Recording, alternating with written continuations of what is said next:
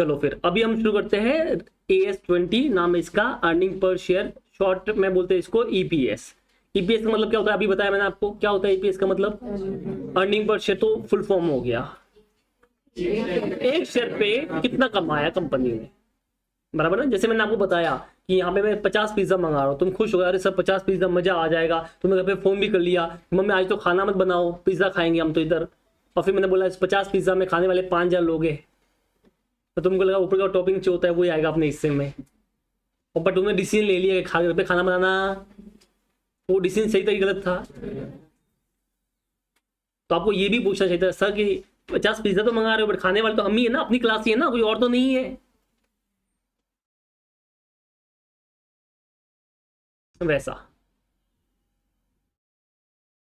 या फिर मैंने आपको बताया जैसे मान लो रिलायंस कंपनी है, वो मान लो 11,000 करोड़ कमा रही है, और मेरी जमुना कंपनी है वो 5 करोड़ कमा रही है। तो उन्होंने बोला सर रिलायंस इज बेटर, मैंने बोला क्यों, 11,000 करोड़ कमा रही है, पर खाने वाले भी उसमें 1,10,000 लोग हैं मान लो, बराबर ना, 1,10,000 करोड़ लोग हैं। तो जो तुम्हारे हिस्से में आने वाला है वो तो छोटू सा पार्टी आने वाला है, क्योंकि जमुना में हमारे 5 करोड़ में खाने वाले सिर्फ 1,00,000 लोग हैं, तो ज्यादा लोग हिस्सा आएगा। तो अब इन्वेस्टमेंट किसमें करना चाहिए, समूरा में। क्या बोला, समझ में आया तुमको। तो हमको फाइनेंशियल डेटा चाहिए, हमको पूरा डेटा भी चाहिए, बट हमको साथ में डिसीजन मेकिंग के लिए एक चीज और चाहिए जो हमारे काफी हेल्प करेगा, वो क्या है, EPS, कि हमने बेसिकली एक शेयर पे कितना कमाया। अगर एक शेयर का मालूम पड़ गया तो जितने शेयर हमारे पास में मल्टीप्लाई कर लोगे, हमने इतने पूरे साल में इतना कमाया, बराबर ना। मान लो मेरे पास 1000 शेयर है, एक शेयर में 32 रुपए कमाया है, तो 1000 शेयर पे पता चल गया 1000 इंटू 32 कर लो, 32,000 रुपये हमने पूरे साल में कमाए हैं। फिर आप डिसीजन ले सकते हो, इतना पैसा डाला उसमें इतना कमाया, तो राइट डिसीजन की रॉन्ग डिसीजन था। क्या बोला, समझ में आ रहा है।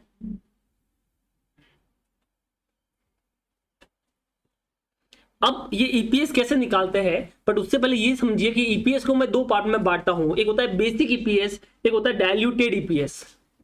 There is 2 type of EPS, one is called basic, second is called diluted। अब क्या बेसिक होता है क्या डायल्यूटेड होता है वो बात हम बाद में करेंगे जब मैं बताऊंगा। अभी के लिए हम बेसिक वाला पढ़ रहे हैं, मतलब जो नॉर्मल EPS बोलते हैं वही पढ़ रहे हैं, बाकी डायल्यूटेड क्या होता है वो बाद में समझा दूंगा। तो अभी नॉर्मल वाला पढ़ रहे हैं जिसको बेसिक EPS बोलते हैं। अब सीधी बात है, EPS का मतलब अर्निंग पर शेयर। तो तुम्हारे हिसाब से अर्निंग पर शेयर कैसे निकालना चाहिए, तुम्हारे नॉर्मल बताओ, लेमैन लैंग्वेज में बताओ कि किस तरह से होता है। जितना कमाया और जितना में बटेगा, बराबर ना। तो कितना कमाया इसको इंग्लिश में अपन अपने लैंग्वेज में क्या बोलेंगे, नेट प्रॉफिट। क्या बोलेंगे इसको। पर मुझे बताओ ये EPS किसका निकलेगा, इक्विटी का, प्रेफरेंस का, कि दोनों का, only equity, the real owner. तो ये जो प्रॉफिट है ये भी किसके लिए लेना चाहिए, तो यहां पे जो प्रॉफिट होगा वो किसके लिए लेंगे, इक्विटी शेयर होल्डर के लिए। तो हम ऐसे बोलेंगे net profit available for equity share holder, या attributable for equity share holder, वो लेना है। अब नीचे क्या करेंगे, नंबर ऑफ शेयर्स ले लेंगे, ठीक है, divide by number of shares कर लेंगे। कौन से शेयर्स होंगे, ये वाले, इक्विटी। तो प्रॉफिट इक्विटी वाला, और शेयर्स भी कौन से, इक्विटी वाले। अभी के लिए ये इतना समझो, आगे इसमें डिटेल में पढ़ेंगे, बट अभी के लिए इतना समझना कि जो प्रॉफिट होगा वो भी किसके लिए होगा, इक्विटी शेयर होल्डर के लिए, और जो नंबर ऑफ शेयर्स होंगे वो भी किसके लिए होंगे, इक्विटी शेयर होल्डर के लिए। अरे हाँ कि ना। अब ये मैं प्रॉफिट को थोड़ा सा बाइफिकेशन दे रहा हूं इसका, ये जो प्रॉफिट है ये कौन सा है। अभी आपने बोला profit for equity share holder, अब आपको ये निकालना है कि ये profit for equity share holder कैसे निकालते हैं। तो एक सबसे पहले हम लेते हैं इनकम, प्रॉफिट लॉस में क्या लेते हैं, इनकम में से क्या माइनस करेंगे, एक्सपेंसेस। तो क्या मिलेगा मुझे, profit, that profit is called before tax. इसमें से माइनस करेंगे टैक्स, तो क्या मिलेगा, प्रॉफिट आफ्टर टैक्स। अब इस प्रॉफिट में 2 लोग हिस्सेदार होते हैं, preference and equity. But preference का फिक्स चीज होती है, डिविडेंड, उनका फिक्स ही होता है, तो उसमें से प्रेफरेंस डिविडेंड माइनस कर लो, तो जो अब बचेगा वो इसके लिए होगा, इक्विटी शेयर होल्डर के लिए। अब इसी प्रेफरेंस डिविडेंड को थोड़ा सा और डिटेल में पढ़ते हैं। अभी जो प्रेफरेंस डिविडेंड होता है ये 2 तरह का होता है, प्रेफरेंस शेयर भी 2 तरह के होते हैं, एक होते हैं क्यूमुलेटिव, एक होते हैं नॉन क्यूमुलेटिव प्रेफरेंस शेयर्स। क्या होता है क्यूमुलेटिव प्रेफरेंस शेयर और क्या होता है नॉन क्यूमुलेटिव प्रेफरेंस शेयर्स। तो अभी तो जो सुना है, तो बचपन से जो पढ़ा है उसके हिसाब से बताओ क्या होता है क्यूमुलेटिव प्रेफरेंस शेयर, कौन सा होता है नॉन क्यूमुलेटिव प्रेफरेंस शेयर?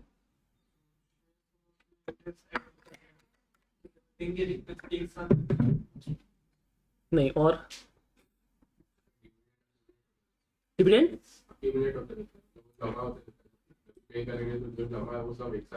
थोड़ा और इसको सही से बताओ, सही हो बट पटरी गलत है, रास्ता सही है। नहीं, तुम जो बोल रहे सोचो थोड़ा, तुमने क्या बोला डिविडेंड जमा होता रहेगा, डिविडेंड जमा क्यों होगा? हाँ, अब पे क्यों नहीं किया होगा? Very good. क्या होता है जब प्रॉफिट नहीं होता है तो क्या हम डिविडेंड पे कर सकते हैं? नहीं। अभी के लिए ऐसे मान लेते हैं जब प्रॉफिट नहीं होता डिविडेंड पे नहीं कर सकते। तो उस वाले केस में क्या होता है, अगर तुम्हारे क्यूमुलेटिव प्रेफरेंस शेयर्स है, कौन से है, तो मान लो लास्ट 2 साल से प्रॉफिट नहीं था तो मैंने डिविडेंड पे नहीं किया, इस साल मेरे पास अच्छा खासा प्रॉफिट हो गया, तो before the payment of equity share holder मैं प्रेफरेंस शेयर को डिविडेंड पे करेगा, पर उनका जो डिविडेंड होगा वो सिर्फ इस साल का नहीं होगा, प्रीवियस 2 ईयर का जो बाकी था वो भी साथ में होगा। That is of cumulative preference shares, मतलब उसका डिविडेंड अगर आपको इस साल नहीं मिला है तो आपको अगले साल मिल जाएगा, कोई दिक्कत की बात, मतलब देना ही पड़ेगा आपको, ऐसा नहीं देंगे। एक होता है नॉन क्यूमुलेटिव प्रेफरेंस शेयर्स, वो क्या होता है कि इस साल प्रॉफिट नहीं हुआ और डिविडेंड नहीं डिक्लेयर किया, तो नेक्स्ट ईयर में जब प्रॉफिट होगा तो उसी साल का मिलेगा, इस साल का नहीं मिलेगा, वो गया। यहां पे आपका जो डिविडेंड है वो क्यूमुलेटिव हो रहा,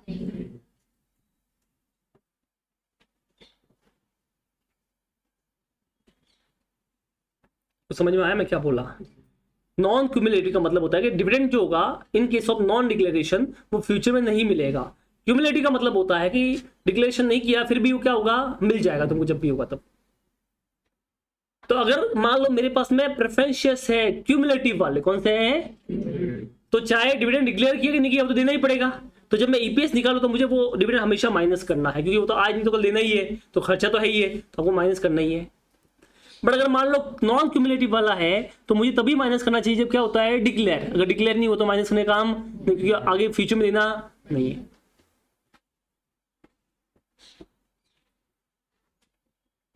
क्या बोला, समझ में आया? इसके अलावा कई बार हमको डिविडेंड के ऊपर टैक्स पे करना पड़ता है, जिसे प्यार से बोलते हैं डिविडेंड डिस्ट्रीब्यूशन टैक्स। क्या बोलते हैं इसको? ठीक है, या कॉर्पोरेट डिविडेंड टैक्स भी बोलते हैं, सीडीटी भी बोलते हैं। अब ये सीधी बात, अगर मैं डिविडेंड दे रहा हूं तो मुझे उसके ऊपर टैक्स भी पे करना पड़ेगा, तो मेरा खर्चा हुआ कि नहीं हुआ? तो जब मैं इक्विटी शेयर होल्डर की कमाई के पास में जाऊंगा तो मुझे ये टैक्स जो पे किया मैंने डिविडेंड डिस्ट्रीब्यूशन पे, ये भी माइनस करना पड़ेगा। सपोज करो जैसे मेरा 100 रुपये प्रॉफिट आफ्टर टैक्स आ गया 100 रुपीज का, अब इसके ऊपर मैंने 20 रुपए का डिविडेंड पे किया और 10% का उसके ऊपर यानी 2 रुपए का मुझे टैक्स भी पे करना पड़ा, तो मेरे इक्विटी शेयर होल्डर के लिए 100 में से 20 तो चला गया 80 रुपए, बट 2 और चला गया ना, तो अब मेरे उसके लिए कितना पैसा बचेगा? 78। ये पैसा ही बचेगा इक्विटी शेयर होल्डर के लिए।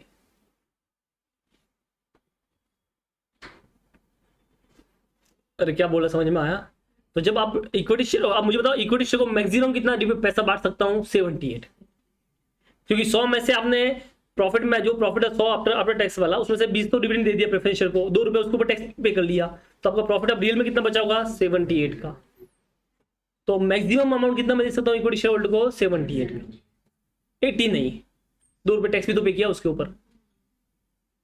तो जब मैं निकाल रहा हूं ये वाली चीज, तो मुझे इसमें से ये इस तरह से निकालना पड़ेगा, प्रॉफिट आफ्टर टैक्स लेंगे, उसमें से आपको प्रेफरेंस डिविडेंड माइनस करना है।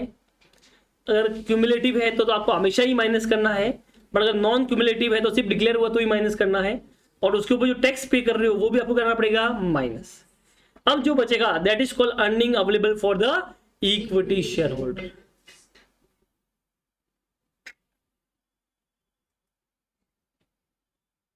बताओ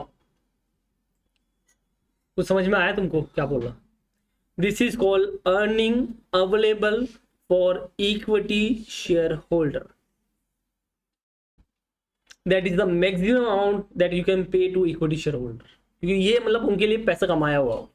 अब इसमें से डिविडेंड कितना बांटेंगे वो अलग बात है, वो उसके आप डिविडेंड डिक्लेरेशन में पढ़ना, एफएम में पढ़ोगे। क्या बोले, समझ में आया? बट इतना पैसा उन्होंने कमाया है, तो इक्विटी शेयर होल्डर ने जैसे मैं बताया था कि 100 रुपए कमाए, प्रॉफिट आफ्टर टैक्स हो गया, उसमें से 20 रुपए का प्रेफरेंस डिविडेंड को दे दिया और 2 रुपए उसके ऊपर टैक्स पे कर लिया, तो 78 रुपीज ही नेट उन्होंने कमाया है। डन। अब डिवाइड बाय करते हैं नंबर ऑफ शेयर, क्या करते हैं? डिवाइड बाय पर मैं नंबर ऑफ शेयर्स नहीं करूंगा, मैं हमेशा यूज करूंगा weighted average number of shares. क्या यूज करूंगा? अब ये क्यों weighted average number of shares use करना है उसको अपने को समझना है। मेन चीज यही है, ये पूरा एएस इसके ऊपर ही घूमता है कि weighted average number of share कैसे निकालते हैं। मतलब पूरे एएस का जो क्रक्स है वो सब यही है कि weighted average number of shares कैसे निकालना है, सारा गेम इसका ही है। अभी के लिए हम ये समझते हैं weighted average number of shares कैसे निकालेंगे। देखो आपने क्या बोला कि जो प्रॉफिट कमाया है उसके नीचे आपको लिखना है divide by weighted average number of shares, बराबर ना। चलो एक काम करते हैं, मैं तुमको एक क्वेश्चन बोलता हूं, उसका तुम मुझे आंसर देना। एक कंपनी है ए लिमिटेड, एक कंपनी है बी लिमिटेड। ए लिमिटेड के पास में स्टार्ट में at the beginning of the years 1 अप्रैल 2024 को 10,000 शेयर्स थे, ठीक है। इसके पास में भी 1 अप्रैल 2024 को 10,000 शेयर्स थे।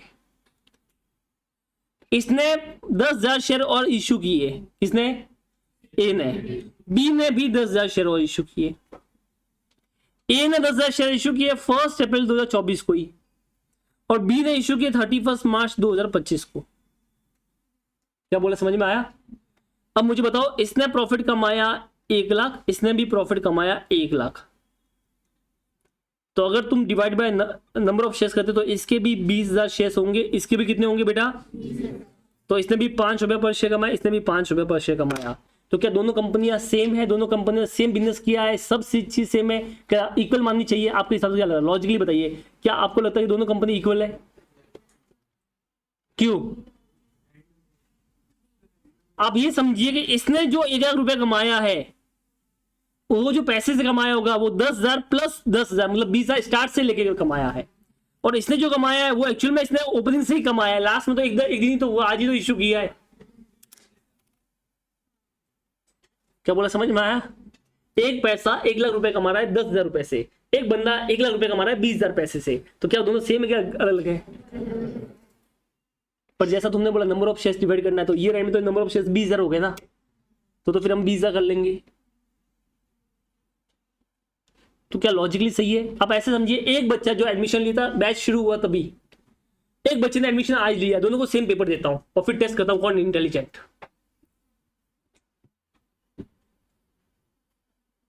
क्या वो सही है? बराबर ना? क्या बोला, समझ में आया? एक बच्चा मेरे पास स्टार्ट से पढ़ रहा है, फर्स्ट डे से, जैसे मान लो ये है अपने, ठीक है, सितंबर वालों की बात करें तो ये है मेरे पास में, ये अर्ली बर्ड से आ रहा है, ये है जो अभी आया। अब मैं पेपर ले रहा हूं और दोनों को सेम पेपर दे रहा हूं और फिर मैं चेक कर रहा हूं कौन होशियार। तो डेफिनेटली यही आएगा ना, सीधी बात है। बोले सर ये आपके पास कब से पढ़ रहा है वो चैप्टर? मैं बोले स्टार्ट से पढ़ रहा है। मैं कब पढ़ रहा हूँ? मैं आज ही आया हूँ या कल ही आया हूँ, और आप हम दोनों को सेम पेपर दे रहे हो, तो ये कंपैरिजन गलत हो गया ना।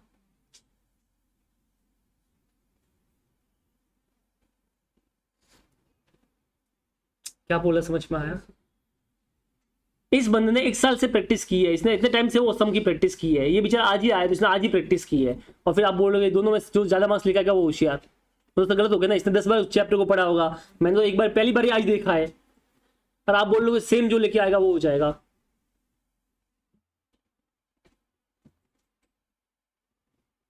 तो क्या हमको नंबर ऑफ शेयर्स नॉर्मल लेना चाहिए, वेटेड एवरेज लेना चाहिए? क्या होता है वेटेड एवरेज वो बाकी बात है, पर अब ये समझिए कि हम नॉर्मल तो ले सकते हैं।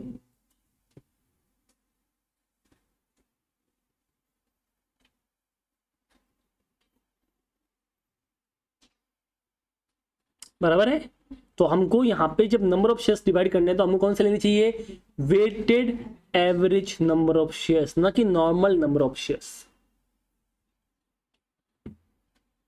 लॉजिक क्लियर है कि हमको weighted average number of shares क्यों लेने हैं? क्योंकि कंपैरिजन सही नहीं होगा फिर।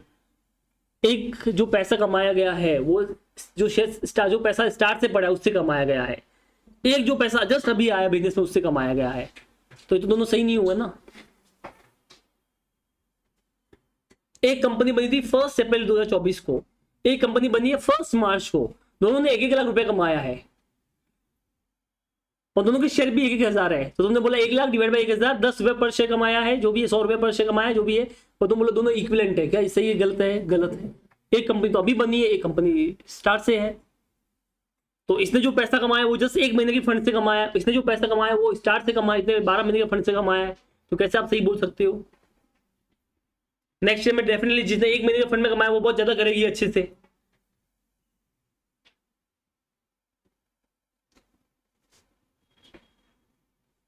क्या बोला, समझ में आया भाई?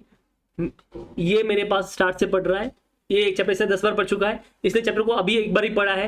मैंने 5 क्वेश्चन पूछे, 5 क्वेश्चन का आंसर इसने भी सही दिए, 5 क्वेश्चन का आंसर इसने भी सही दिए। क्या बोला, समझ में आया? या मान लो मैंने 10 क्वेश्चन पूछे, 10 में से 6 इसने भी सही दिए, 6 इसने भी सही दिए। मैं बोला तुम दोनों इक्विवेलेंट हो, क्या वो सच में इक्विवेलेंट होगा? नहीं। सीधी बात है, इसने 10 महीने 12 महीने पढ़ के 6 क्वेश्चन का आंसर दिए, इसने 1 महीने में या 10 दिन पढ़ के आंसर दिए, तो आने वाले टाइम में जब ज्यादा होगा तो ज्यादा आंसर ही दे पाएगा। तो मुझे कंपैरिजन करना तो क्या करना चाहिए था? सीधी बात है, बराबर ना?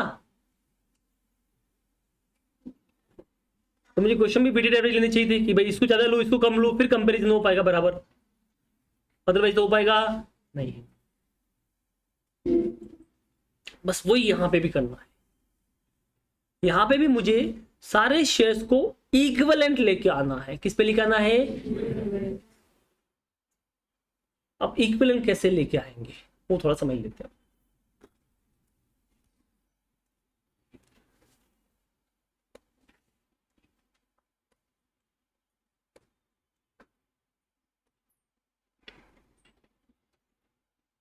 चलो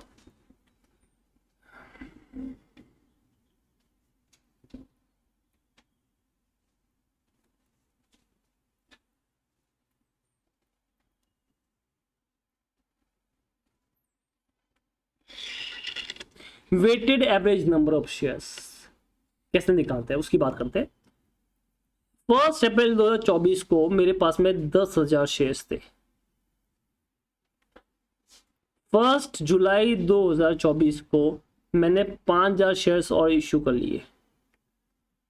1 जनवरी 2025 को मैंने 5,000 या 6,000 शेयर्स और इश्यू कर लिए। तो ईयर एंड में मेरे पास में टोटल शेयर्स होते हैं कितने? 21,000। But that is a normal shares, हमको नॉर्मल नहीं चाहिए, हमको क्या चाहिए? Weighted average. मतलब उन 21,000 को इक्विवेलेंट लेके आएंगे। जैसे मान लो कि मैं ग्राफिकल बात करूं तो ये जो पैसा है इसका 1 अप्रैल 2024 से ये रहा है, ठीक है, आज 31 मार्च है तो यहां से रहा है। इनका जो पैसा होगा वो जुलाई से यहां तक रहा होगा, 1 जुलाई 2024 से 31 मार्च को रहा होगा।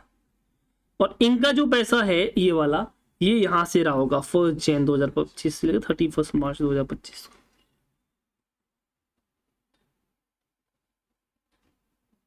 बराबर है? अब मुझे तो क्या ये कंपैरिजन करना सही है गलत है? तो अब इनका वेटेड एवरेज लेके आना पड़ेगा। क्या लेके आना पड़ेगा? अब वेटेड एवरेज कैसे लेके आएंगे वो बात कर लेते हैं, ठीक है। अब कैसे लेके आना है वो सीख लेते हैं अपन पहले।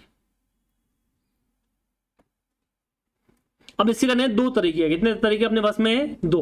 दोनों में आंसर सेम आता है बिकॉज मैथ से दोनों में आंसर सेम आएगा, बट आपकी मर्जी कौन सा करना है, मैं दोनों तरीके बताऊंगा। सबसे पहले हम इस तरह से लेंगे कि 10,000 जो शेयर्स है मेरे पास में, ये बताइए कितने महीने मेरे पास में रहे? पूरे 12 महीने। तो ये आउट ऑफ 12 पूरे 12 महीने मेरे पास में रहे तो मैं इनका वर्थ पूरा 10,000 ही लूंगा। पर जो 1 जुलाई को मेरे पास में 5,000 शेयर्स आए, ये आउट ऑफ 12 महीने, कितने महीने मैंने इनको अपने पास में रखा? जुलाई से। मतलब इसका फंड कब से यूज किया? जुलाई से। तो जुलाई से लेकर मार्च तक, तो 9 मंथ ही मैंने इनका फंड यूज किया है। तो इन 5,000 को मैं 9 मंथ के बराबर लेके आ रहा हूं, मतलब 12 महीने के बराबर नहीं, 9 मंथ के बराबर। तो क्योंकि मैं मंथ कम कर रहा हूं तो नंबर्स भी कम हो जाएंगे, तो कम कर लो। कितना होता है? कितना? 3,750 के बराबर लेके आते हैं। अब जो 6,000 शेयर्स है इनका पैसा मैंने सिर्फ 3 महीने यूज किया है, तो 1,500 के बराबर हो गया।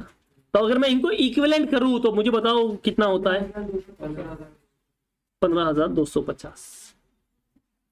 बताइए 15,250 क्या है स्टार्ट से अब तक के? अगर मैं ऐसा बोलूं कि ये सब शेयर स्टार्ट से होते तो इतने शेयर्स के बराबर होते।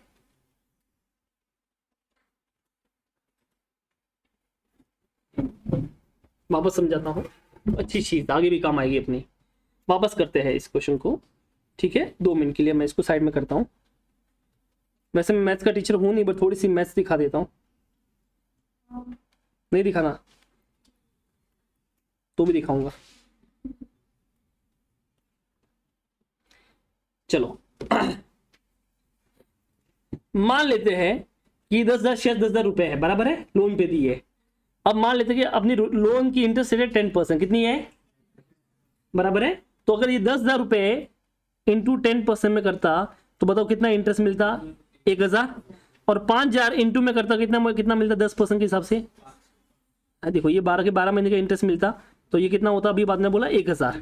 अब ये 5,000 होते इंटू 10% का रेट होता, तो इंटू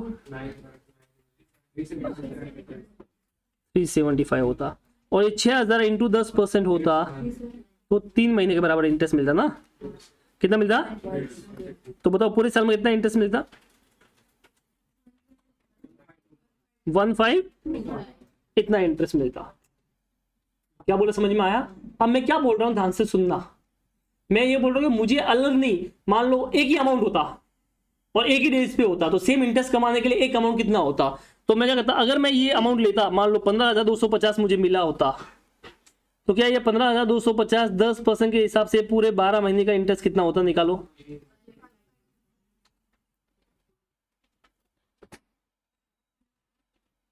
तो ये बताओ, ये 15,250 हमने कौन सी डेट से कंसीडर की है, फ्रॉम स्टार्ट। तो अगर इन डेट को अगर मैं स्टार्ट की डेट पे लेके जाऊं तो वो अमाउंट कितना होता है, 15,250। तो अब मुझे बार बार ऐसा मंथ वाइज करने का काम, सेम ही आंसर आएगा मैथ से बेटा, ये ऐसा करे ऐसा करे, सेम ही आता है। तो हमने इनको क्या क्या पता है, इसको बोलते हैं इक्विवेलेंट लेके आना। क्या बोलते हैं इसको,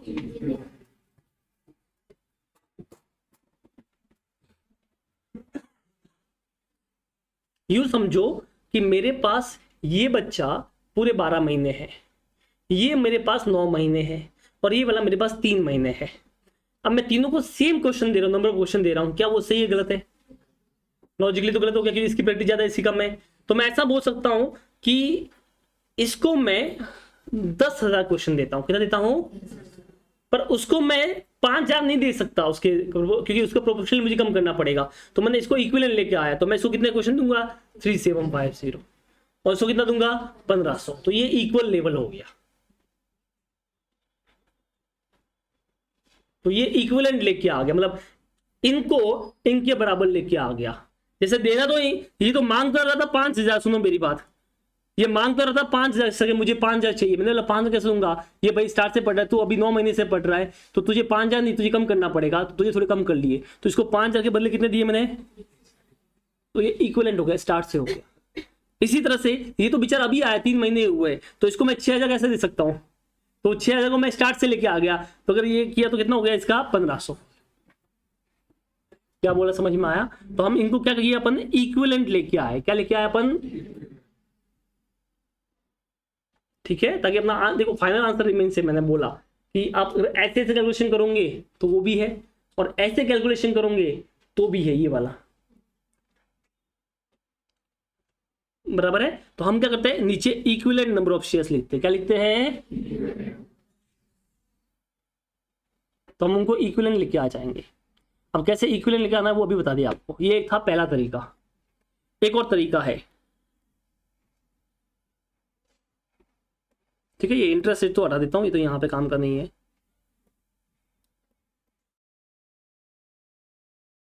ये मैंने आपको एक तरीका बता दिया कि इस तरह से हम weighted average number of shares निकाल सकते हैं कि ये फंड का पैसा कितना महीना यूज किया, ये इसका 12 महीने रहा, इसका 9 महीने रहा, इसका 3 महीने रहा, तो इतना इक्विवेलेंट नंबर ऑफ शेयर्स लेके आ गए।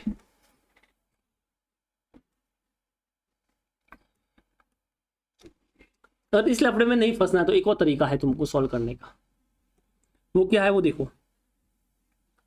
10,000 शेयर्स मेरे पास में किस डेट तक 10,000 रहे, जब तक मैंने नए इशू नहीं किए। तो नए इशू कब मैंने किए, 1 जुलाई को, तो अप्रैल, मई और जून तक मेरी बैलेंस शीट में 10,000 शेयर्स रहे होंगे, यानी 3 महीना। कितना महीना, तो 3/12 कर लो। अब मेरे पास में शेयर्स बढ़ गए, अब 10,000 से पैसा नहीं कमाया, मैंने 10 + 5 कितने से कमाया, 15 से। तो 15 से पैसा कब तक कमाया है? जुलाई, अगस्त, सितंबर, अक्टूबर, नवंबर, दिसंबर, 6 महीना। तो इंटू 15,000 इंटू 6/12 प्लस अब 15 बिकम 21। तो अब मैंने जो पैसा कमाया वो कितने शेयर से कमाया है? 21,000 से। ये बचे हुए 3 महीने इससे कमाए, निकालो।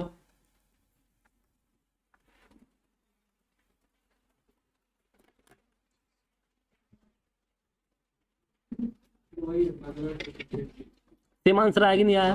तो हम ऐसे भी कर सकते हैं और ऐसे भी कर सकते हैं। We have two type of method. ये मैथ से बेटा दोनों में आंसर सेम ही आएगा हमेशा, ऑलवेज। ये आपने पार्टनरशिप में इंटरेस्ट ऑन ड्रॉइंग कैपिटल निकालने टाइम पे सीखा होगा, वो सेम ही है मेथड है।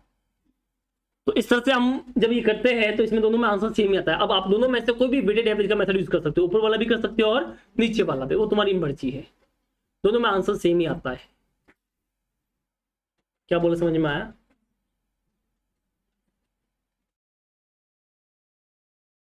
डन, ठीक है, कॉपी करो।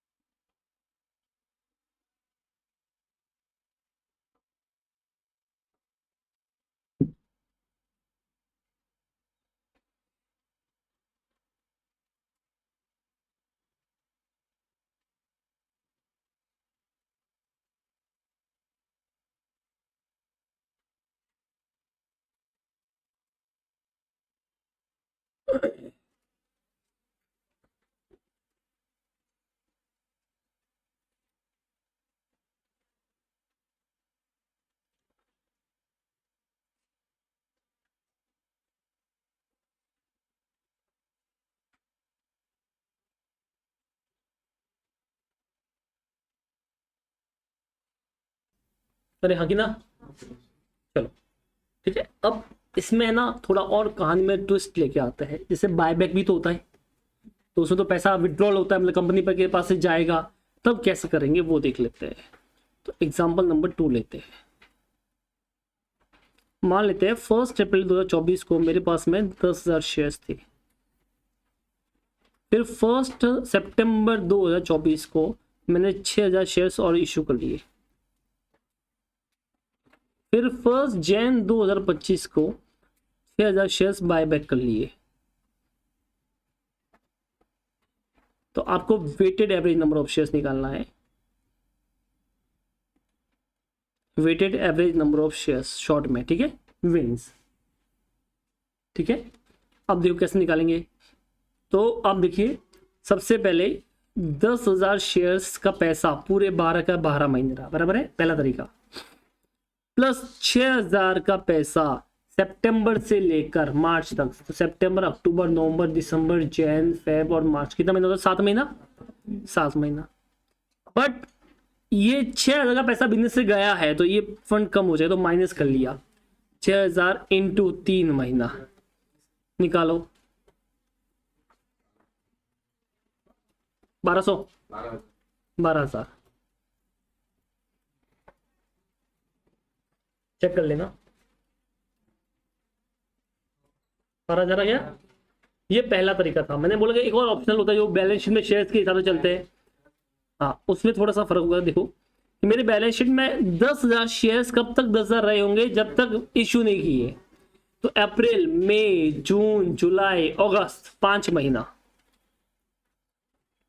अब मेरे पास में क्योंकि इश्यू किया तो शेयर्स बढ़ गए बेटा, तो 10 और 6 कितने हो गए? 16,000 हो गए। पर वो 16 1 जनवरी तक रहे, तो सितंबर, अक्टूबर, नवंबर, दिसंबर, 4 महीना ये हालत रही। पर अभी 16 से कम हो गए 6, तो अब वापस 10,000 पे आ गए, तो बचे हुए 3 महीने 10,000 पे रहे। सेम ही आया। पर दोनों मेथड में थोड़ा सा डिफरेंस दिख रहा होगा, नोटिस करो क्या डिफरेंस होता है। सिंबल्स देखो, यहाँ वहां पे आपने माइनस किया, यहाँ पे माइनस नहीं किया, यहाँ पे प्लस ही है, बट शेयर्स कम ज्यादा हो रहे हैं। और एक और डिफरेंस है देखो दोनों में। नहीं वो तो ठीक है, एक और चीज हिंट दे सकते हो, ये वाली चीज यहाँ पे हो रही है। जैसे नीचे वाले में हमेशा टोटल 12 महीने ही होंगे, देख लो 5 4 3, क्योंकि आप मंथ वाइज चल रहे हो ना, तो उसमें आप क्यों बैलेंस शीट के हिसाब से चलते हो, पूरे 12 महीने ही होंगे। ऊपर वाले में तो अलग भी कुछ भी हो सकता है, बट नीचे वाले में 12 महीने ही होंगे। तो जो गलती कम होने के चांसेस होते हैं वो नीचे वाले में होते हैं, बट मजा आता है पहले वाला करने में। अरे तुम्हारी मर्जी जिससे करना है करो, दोनों में आंसर तो सेम ही आएगा, तो डजेंट मैटर कि किससे आप कर रहे हो। अरे क्या बोला, समझ में आया, कॉपी कर लो चलो।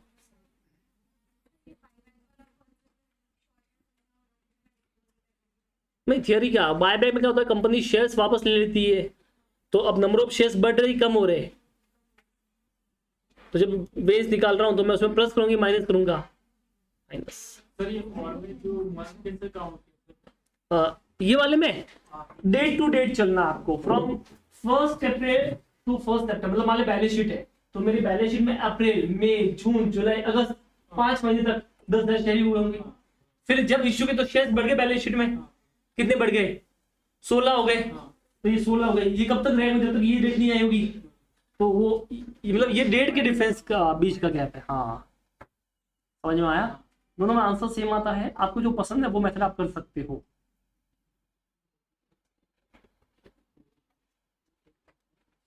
ठीक है, मुझे करने में पहला मेथड मजा आता है, तो मैं पहले मेथड से करूंगा। वहां कैसा ये समझ में आता है, इतना पैसा इतना महीने रहा, इतना पैसा इतना महीने रहा, ये पैसा चला गया तो माइनस कर लिया।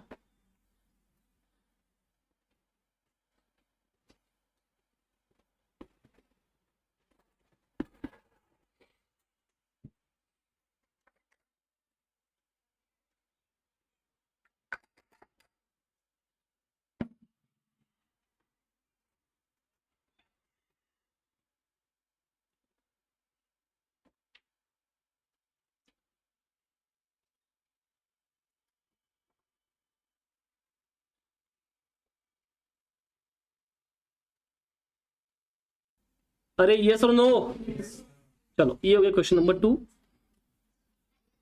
तो इसी बात पे एक क्वेश्चन तुम करोगे, चलो क्वेश्चन नंबर 1 आप कीजिए। कितना आंसर आया? 1 ईपीएस ना। देखो कैसा किया, एक बार देख लेते हैं।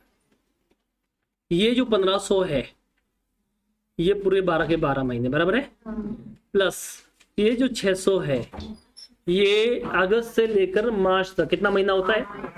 8 महीना। और ये बायबैक होगा माइनस होगा 500, बट 0 मंथ आएगा क्योंकि 31 मार्च है ना, तो तुम कैसे मंथ काउंट करोगे? तो नहीं भी लिखो तो चलेगा, बट ये बताओ कितना आ गया? ये 1900। अब 2,75,000 डिवाइड बाय 1900 किया तो ईपीएस मिलेगा 144.74 ले लेते हैं। अगर ये जो बायबैक का है वैसे भी वो 0 आ रहा है तो अगर तो नहीं लिखा कोई बात नहीं, आंसर चाहिए ईपीएस चाहिए, ईपीएस तो प्रेजेंटेशन में मार्क नहीं कोई, ठीक है ईपीएस निकालना है। लिखो तो वेल एंड गुड है, अपने को लिखना चाहिए एक्चुअल में। चलो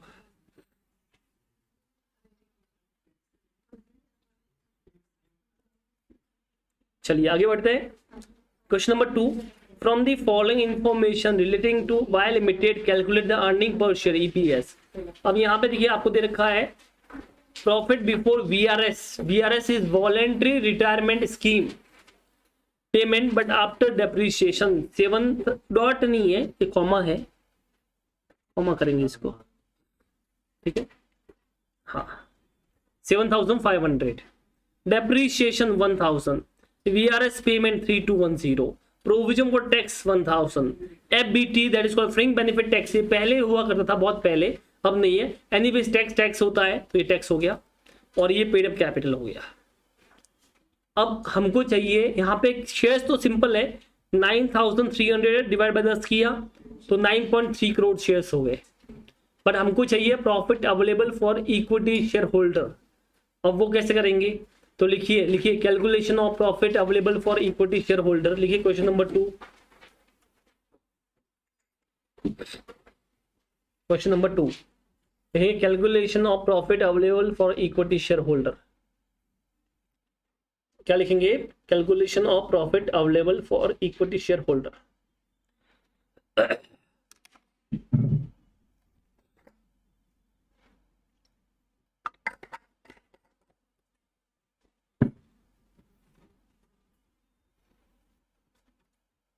हाँ उसमें लेंगे नीचे profit before VRS payment but after depreciation 7,500 crore. Profit before VRS payment but after depreciation 7,500 crore लिखा आपने। अब मुझे बताओ अगर ये वीआरएस पेमेंट से पहले हो है और डेप्रिसिएशन के बाद में है तो क्या मुझे इसके अंदर से डेप्रिसिएशन माइनस करना चाहिए? नहीं, ऑलरेडी मैं लेस है तो मुझे डेप्रिसिएशन इसमें से लेस करना, तो ये कुछ नहीं होगा, आप मत करना ऐसा। आप डायरेक्ट माइनस करोगे वीआरएस पेमेंट। क्या माइनस करोगे? कितना आएगा वीआरएस पेमेंट? 3,210। उसके बाद माइनस करना प्रोविजन फॉर टैक्स, क्योंकि टैक्स भी लेस करना बाकी था। उसके बाद एफबीटी इज ऑल्सो टैक्स, तो ये भी माइनस करना, प्रॉफिट क्या बोलते हैं फ्रिंक बेनिफिट टैक्स भी माइनस करना। तो 7,500 में से 3,210 माइनस होगा, 1,000 माइनस होगा, 500 माइनस होगा। अब जो आएगा इसे बोलेंगे profit available for equity share holder. कितना आया सब लोग चेक करेंगे, कितना? 2,790, सबका चेक कीजिए, ये आना चाहिए। डिवाइड बाय आपको करना है नंबर ऑफ शेयर्स, तो यहाँ पे 9.3 करोड़ शेयर्स, तो ईपीएस इज 3। चेक कर लेना कितना 0.3 कैसे आएगा? 9.3 आएगा ना करोड़ शेयर्स करने हैं, अमाउंट नहीं करना है। Divide bye 9.3 shares, crore shares है, 3 आएगा, 3 रुपीज पर शेयर्स। ये 9.3 कैसे आया? तो 9,300 डिवाइड बाय कितना है? 10 रुपया, बराबर ना।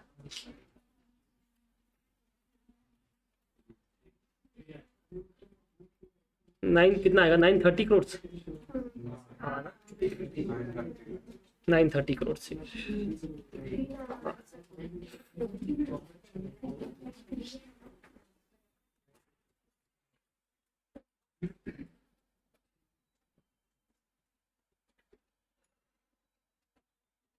डन। ये था क्वेश्चन नंबर 2। बताओ इसमें किसको डाउट है तो आप बोल सकते हो। क्लियर है मामला? आगे बढ़े क्या? वो बाद में बात करेंगे, ठीक है? चलो आगे बढ़ते हैं। तुम क्या थोड़ा सा अच्छा देखते खुश हो जाते हो? अरे सर ये तो सही है, इसका वेटेड कितना मजा आ गया, अभी तो शुरू हुआ है। चलो क्वेश्चन नंबर 3, ये आप करोगे। 2 पार्ट है इसके, पार्ट 1 एंड पार्ट 2। पार्ट 1 इतना ही है, तो ये तुम निकालो, weighted average number of shares. Case 1 case 2 है, केस 2 मैं कराऊंगा, केस 1 आप करेंगे।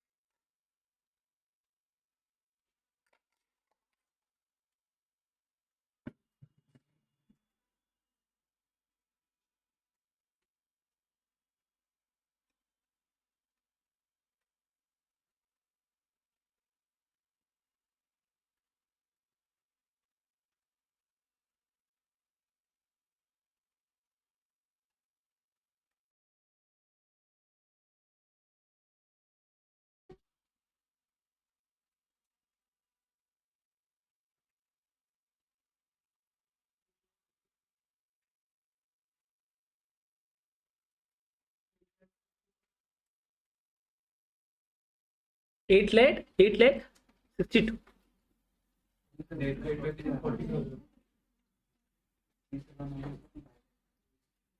महीने बराबर निकालो, देखा तभी बोला महीने बराबर निकालो। ये है सिंपल, बट गड़बड़ करते हो एग्जाम में ऐसे ही।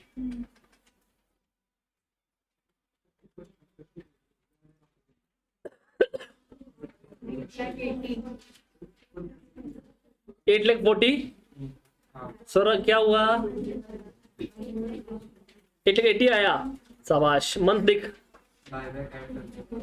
बायबैक ऐड किया तो मंथ गलत निकाला। देख काउंट, ऐसे हाथ पे काउंट कर।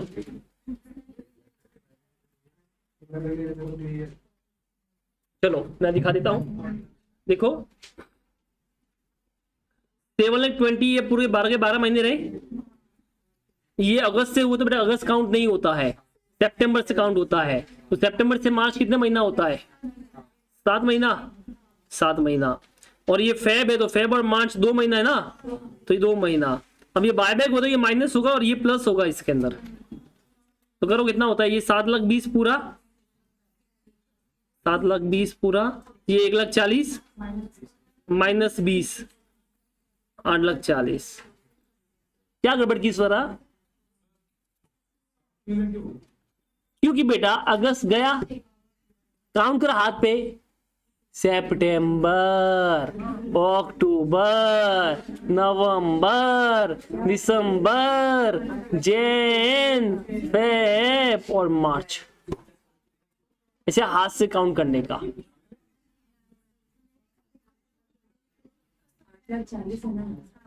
डन। तो देखो तुम मंथ में गड़बड़ कर रहे हो। सौरभ तेरी क्या मिस्टेक थी? केएलसी गलत चलाया, शाबाश। अब टाइपिंग करना सीख लो कि ये देखो इस पे ये दबता है, ये होने से ये होता है। वाह,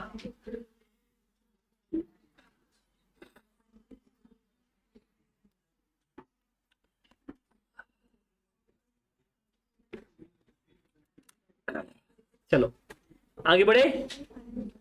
अभी यहाँ पे अभी तक जितने भी सम किए हैं, जहां पे शेयर इश्यू हुए हैं या बायबैक हुए हैं, वहां पे हमने एक चीज मानी कि कैश में पैसा आया होगा इश्यू करने पे या बायबैक में कैश में पैसा गया होगा। बट कई बार हम शेयर्स इश्यू करते हैं जिसमें या तो पैसा आता नहीं है या कुछ दिन के बाद आता है या अलग सिचुएशन होती है, तो ऐसे वाले केस में डेट कौन सी लेनी चाहिए? तो क्या शेयर सिर्फ हम कैश में इश्यू करते हैं कि अलग वे से भी कर सकते हैं? कौन कौन से अलग वे हो सकते हैं बताइए? बोनस शेयर इश्यू करते हैं फ्री में, प्राइवेट शेयर इश्यू होता है, उसके अलावा एक्सचेंज करते हैं कि मान लो मैंने शेयर इश्यू किया, तुम्हारे एसी ले लिया, तुमने तुम्हारे बदले में शेयर दे दिया, या मैंने कोई सर्विस ली उसके बदले शेयर दे दिया, या मैंने अमालगमेशन सीखा अपन ने, वहां पे भी तो शेयर इशू होता है। कन्वर्टेबल डिबेंचर इशू कर लिया, वहां पे तो इशू होता है। तो क्या शेयर्स जो होते हैं वो जो इशू होते हैं क्या सिर्फ कैश में ही होते हैं, अलग वे से हो सकते हैं? अब जब अलग वे से हो गए तो वहां पे जो कौन सी डेट लेना है वो सीखना है। जैसे यहाँ पे आपने डेट कौन सी ली अभी देखा, तो आपने जब इश्यू के तब की डेट ली है, बराबर है। पर दूसरे वाले केस में कौन सी डेट लेना है वो सीखना है।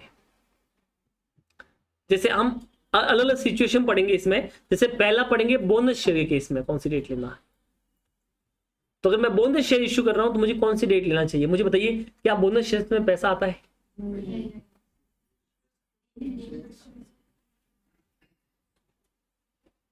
तो अगर मैं बोनस शेयर इश्यू कर रहा हूं तो मुझे कौन सी डेट लेनी चाहिए?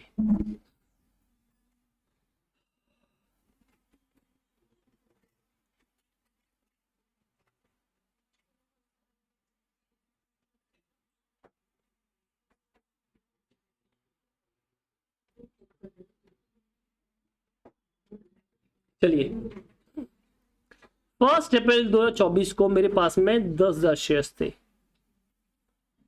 1 सितंबर 2024 को मैंने 5,000 बोनस शेयर इश्यू किए।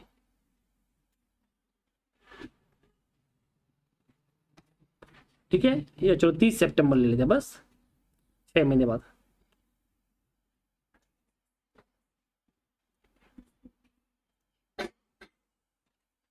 तो नॉर्मली हम क्या करते हैं कि भाई 10,000 जो है उसके तो पैसा पूरा 12 के 12 महीने रहा, बराबर ना, प्लस 5,000, तो इसका इंटू तुम क्या करोगे, 6 डिवाइड बाय 12 करोगे। गलत आंसर, 0 करेंगे तो मतलब नहीं। फिर तो यहाँ पे आपको 12 ही लेना है।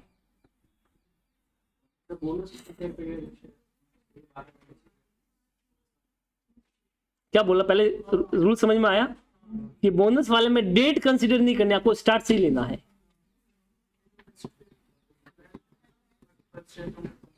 ऐसा क्यों? हाँ, क्योंकि आप समझिए बोनस शेयर आपने कहां से इश्यू किया होगा? रिजर्व से। बोनस कहां से इश्यू होता है? क्या ये रिजर्व अभी आए होंगे, पहले से होंगे? पहले से ही होंगे, तुम्हारे पास में पड़े होंगे। तो इसका मतलब तुम्हारे पास में फ्लो में तो चेंज हुआ ही नहीं ना। जो तुम्हारे पास में कैश पहले थी, आपने अभी भी उतनी पैसे का यूज किया है। तो ये जो शेयर्स है कहीं ना कहीं आपके पास में पहले से थे बट रिजर्व के फॉर्म में थे। अब वो reserve become capital. Bonus is what? Bonus is nothing but the capitalisation of the reserve. सिर्फ जो रिजर्व होते हैं that converted into shares, that is called bonus. तो वो रिजर्व तो अपने पास पहले से थे, तो कहीं ना कहीं पे जो मैंने गेन कमाया है वो उतने शेयर से ही कमाया है, बस सिर्फ नंबर ऑफ शेयर्स बढ़ गए बट रिजर्व कम हो गए। तो वो रिजर्व तो मेरे पास पहले से थे। तो इसका मतलब बोनस वाले केस में जो डेट होती है वो डेट जिस दिन बोनस इश्यू की है वो वाली डेट नहीं लेनी है, पूरे साल की, मतलब स्टार्ट से लेना है। पूरे साल मतलब स्टार्ट से, मान लो first day of the year मान लो। तो बोनस वाले केस में आपको याद रखना हमेशा कौन सी डेट लेनी है अपने को? स्टार्ट से। पूरे साल, पूरे 12 महीने कंसिडर होगा। तो यहां पे जो आएगा वो कितना आएगा बेटा? 15,000 शेयर्स। क्या बोला, समझ में आया?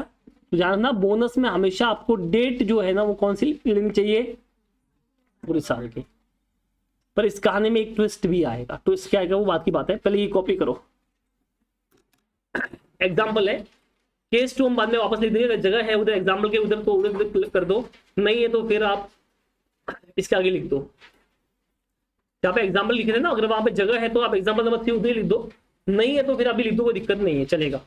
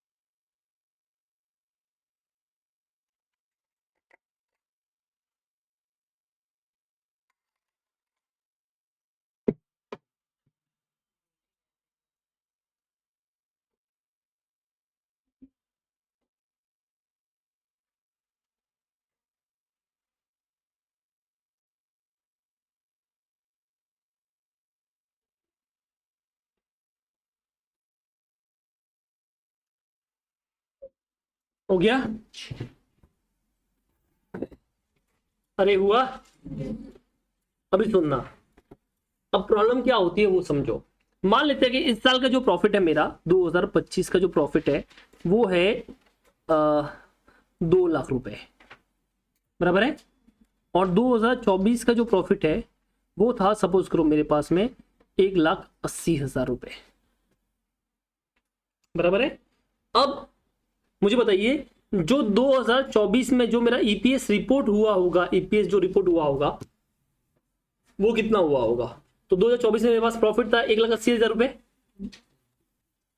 डिवाइड बाय उस टाइम पे शेयर 10,000 ही होंगे, तो मैंने जो रिपोर्ट किया होगा कितना किया होगा 18 रुपीज। अब 2025 में अब मेरा मान लेते इस बार का प्रॉफिट कितना है 2 लाख, तो ये 2 लाख का प्रॉफिट होगा और अब मेरे शेयर कितने हो गए 15,000 हो गए। तो बताओ मेरा ईपीएस कितना हो गया, कितना? अब दिक्कत क्या हो रही है कि आपका प्रॉफिट बढ़ा है कि कम हुआ है? आपका प्रॉफिट बढ़ा है कि कम हुआ है? अरे आंख के अंदर देखो, 1,80,000 से 2 लाख हुआ है ना, तो बढ़ा है। बट जब ईपीएस की बात कर रहा हूं तो गलत इंप्रेशन हो रहा है, तो ये तो गड़बड़ हो रहा है ना। क्या बोला, समझ में आया? अब समझिए जब मेरा रिपोर्ट हुआ होगा जो ईपीएस वो रिपोर्टेड है 18 और अभी मेरा ईपीएस 13.33। अब अगर जब मैं बैलेंस शीट बनाऊंगा, पीएनएल बनाऊंगा, तो उसमें 2 साल के कॉलम आते हैं, करंट ईयर, प्रीवियस ईयर। तो उसमें जब प्रीवियस ईयर का ईपीएस दिखाऊंगा तो उसमें 18 और इस साल का ईपीएस आएगा 13.33। तो लोग क्या समझे, कंपनी तो घटिया काम कर रही है, ईपीएस गिर रहा है, पर लॉजिकली तो हमने थोड़ा सा इंप्रूव किया है। तो यहाँ पे ऐसा क्यों हो रहा है? क्योंकि हमने क्या किया है, वो जो बोनस वाले शेयर्स है उसको स्टार्ट से कंसिडर किया है, इसकी वजह से सब लोचा हो रहा है। बट करना तो स्टार्ट से ही पड़ेगा क्योंकि फंड तो उतना ही था। पर दिक्कत ये हो रही है कंपैरिजन में गड़बड़ हो रही है। भाई इसमें गड़बड़ नहीं है, ये तो बराबर है, 15,000 तो बराबर है, करंट का ईपीएस बराबर है, इसमें कोई दिक्कत? That is the right. दिक्कत किसमें हो रही है पता है? कंपैरिजन में। जब लास्ट ईयर कंपैरिजन हो रहा है वो गलत हो रहा है। अब हमको अपने यूजर को राइट कंपैरिजन देना कि रॉन्ग देना है, पर इधर तो रॉन्ग हो रहा है।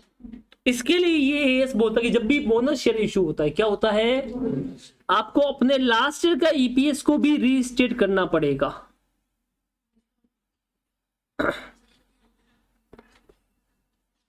इस ईपीएस को रीस्टेट करना पड़ेगा।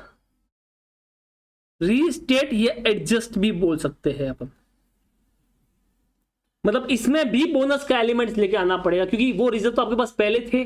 तो आपको ऐसा मानना पड़ेगा कि लास्ट ईयर भी ये बोनस तो होगा, तो उसमें भी आपको इसको कंसिडर करना पड़ेगा।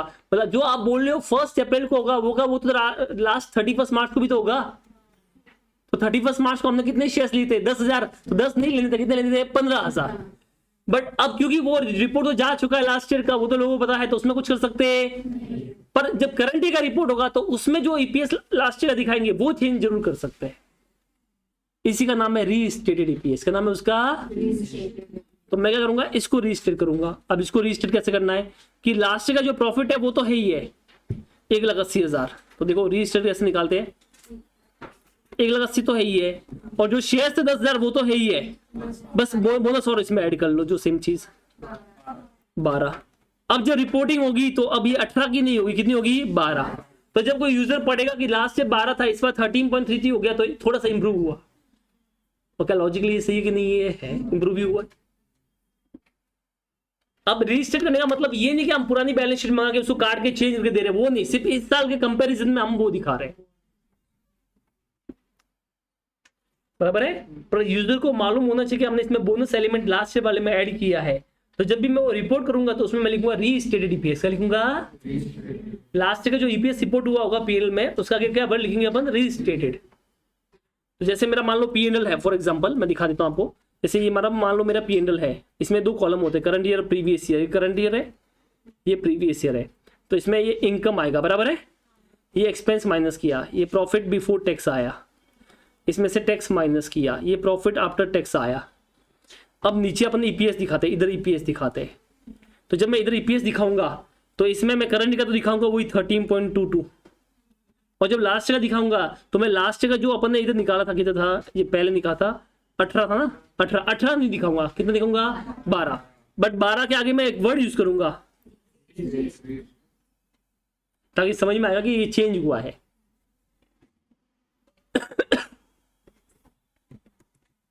क्या बोला, समझ में आया? तो इसका मतलब जब भी बोनस एलिमेंट होगा आपको करंट का ईपीएस तो निकालना ही है, आपको लास्ट का एक और ईपीएस निकालना पड़ेगा, बट वो ईपीएस को अपन ईपीएस नहीं बोलेंगे, क्या बोलेंगे, रीस्टेटेड या एडजस्टेड ईपीएस। अरे कुछ समझा क्या बोला? लास्ट के ईपीएस को हम चेंज नहीं कर रहे, हम सिर्फ इस प्रेजेंटेशन में लास्ट का दिखा रहे हैं।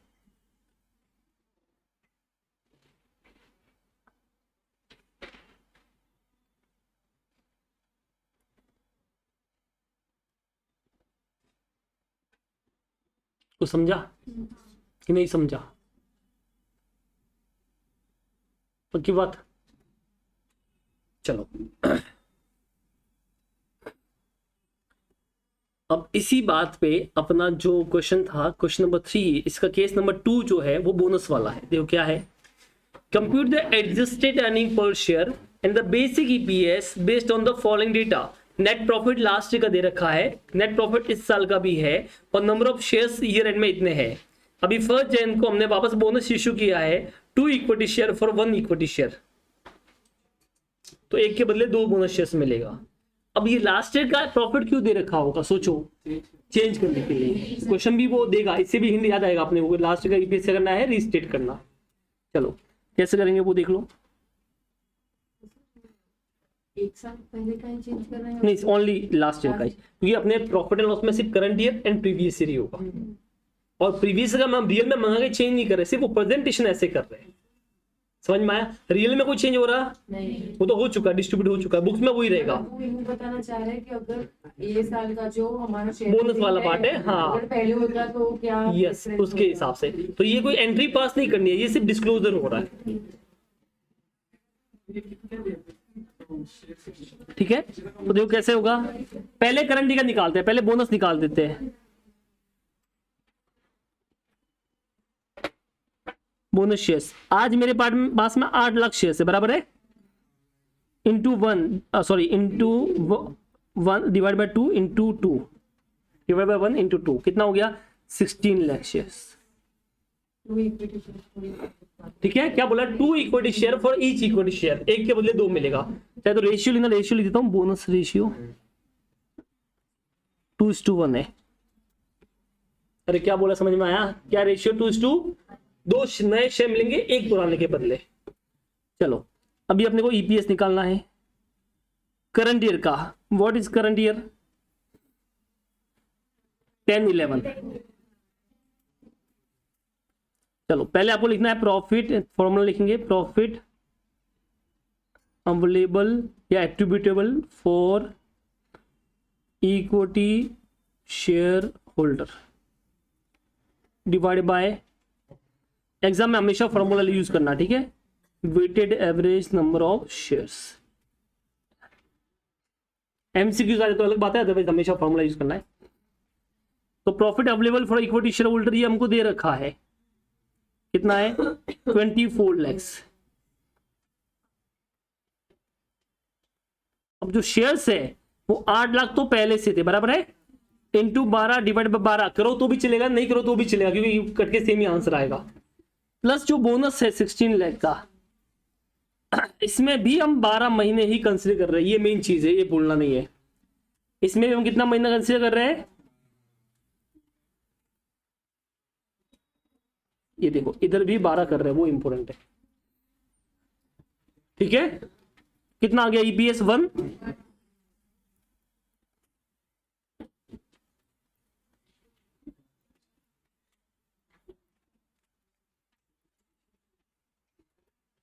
अच्छा मुझे बताओ लास्ट का रिपोर्टेड ईपीएस कितना होगा, रिपोर्टेड, यहां लिखता हूं, रिपोर्टेड ईपीएस 2009-10 जो रियल में रिपोर्ट हुआ होगा, तो आप देखिए 7,20,000 डिवाइड बाय 8 लाख,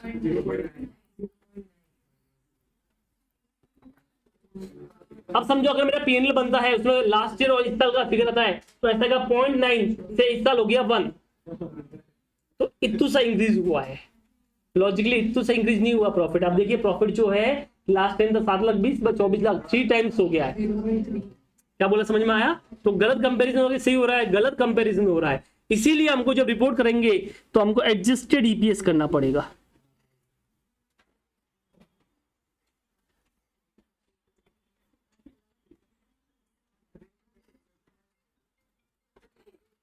तो 7,20,000 प्रॉफिट तो वही होगा, वो चेंज नहीं होगा, divided by 8 lakh plus bonus ले लो बेटा।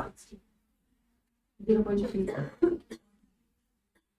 अब जब रिपोर्ट होगा अपने पीएनएल में तो करंट ईयर का आएगा 1 और प्रीवियस का 0.3, तो ऐसा कंपेरिजन 0.3 से 1 हो गया, ये बराबर है ना, मोर देन 3 टाइम्स ग्रोथ हुआ है। अरे क्या बोला, कुछ समझ में आया है कि नहीं आया है? ठीक है, ये था तुम्हारा क्वेश्चन, कॉपी करो। तो अभी अपन ने बोनस वाला पार्ट का देख लिया। और भी शेयर इश्यू होते मैंने बताया था, अमालगमेशन और राइट शेयर्स में, बराबर है, तो वो भी देख लेते हैं एक बार अमालगमेशन का पढ़ लेते हैं, फिर राइट शेयर की बात करेंगे अपन। अमालगमेशन में अभी जैसे हमने चैप्टर पढ़ा था AS14 अमालगमेशन ऑफ कंपनीज, उसमें भी शेयर इश्यू होता है, बट अमालगमेशन 2 टाइप्स का होता है। एक होता है amalgamation in nature of purchase, दूसरा होता है मर्जर। आपको पता होगा परचेज में क्या करते हैं कि उसकी परचेज सेलिंग कंपनी का प्रॉफिट हम नहीं लेते हैं, मर्जर में हम सेलिंग कंपनी का प्रॉफिट भी, रिजर्व्स भी लेते हैं। याद आया? मर्जर में सेलिंग कंपनी पूरी मर्ज होती है तो उसके रिजर्व्स भी अपने पास आते हैं, but purchasing come in the nature of purchase में रिजर्व्स जो होते हैं उसको लेते हैं, इसीलिए अपन वो स्टैट्यूटरी रिजर्व के अलग से एंट्री पास करते थे, अमालगमेशन एडजस्टमेंट रिजर्व।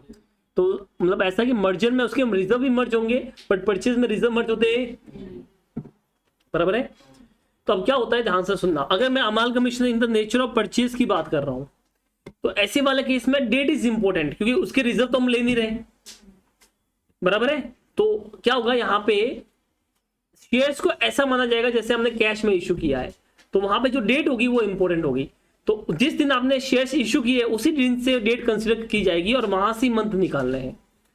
बट जब मर्जर होता है, क्या होता है, तो उसमें जो डेट होती है वो इंपॉर्टेंट नहीं होती, क्योंकि आपने उसके प्रॉफिट भी ले लिए और प्रॉफिट पूरे लिए तो स्टार्ट से लिए, तो इसका मतलब क्योंकि आप प्रॉफिट भी स्टार्ट से ले रहे हो तो डेट भी कौन सी होगी, स्टार्ट से होगी। तो यहाँ पे डेट भी स्टार्ट से कंसिडर की जाएगी क्योंकि आपने पूरी कंपनी को मर्ज किया है। मैं इसको एग्जाम्पल के थ्रू समझा रहा हूँ ताकि तुमको क्लियर ऑफ माइंड, क्लैरिटी आ जाएगी, ठीक है, माइंड क्लियर हो जाएगा कि क्या से क्या हो रहा है।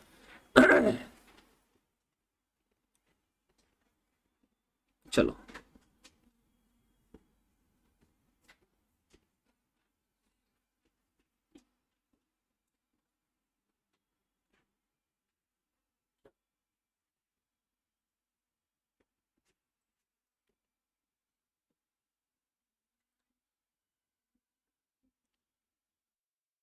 तीन एग्जाम्पल हो गए ना अपने, फोर्थ वाला, A limited take over B limited on 1 October 2024, ठीक है, and A limited issued 2 lakh equity shares to be limited in consideration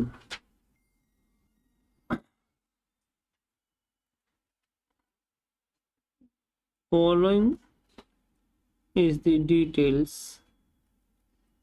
of A limited and B limited.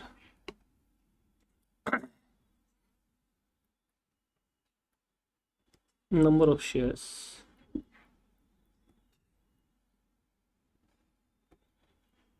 A limited, B limited, before takeover 1 lakh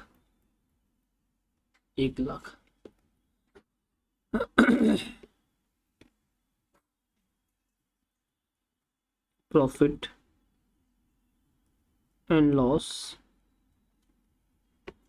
ठीक है, इसका 5 लाख, इसका 4 लाख।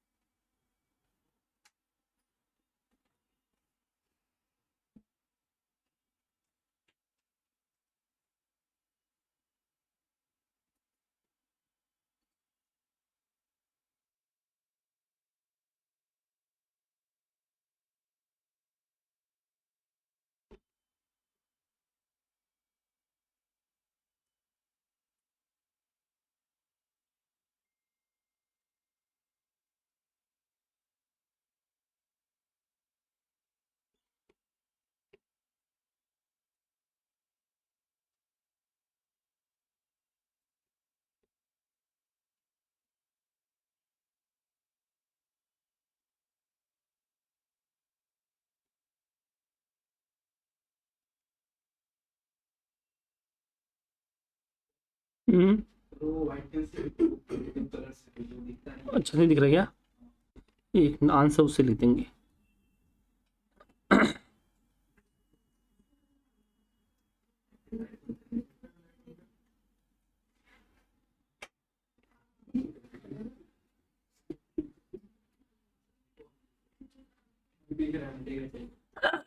चलो ठीक है, अब देखो क्या है, दो कंपनी है ए और बी, बराबर है। 1 अक्टूबर को ए ने बी को ले लिया, अब बदले में 2 लाख शेयर इश्यू किए। दोनों के शेयर्स पहले 1-1 लाख थे, अब क्योंकि ए ने बी को लिया तो 2 लाख और इश्यू कर लिए, तो अब इसके शेयर्स कितने हो जाएंगे? 3 लाख हो जाएंगे।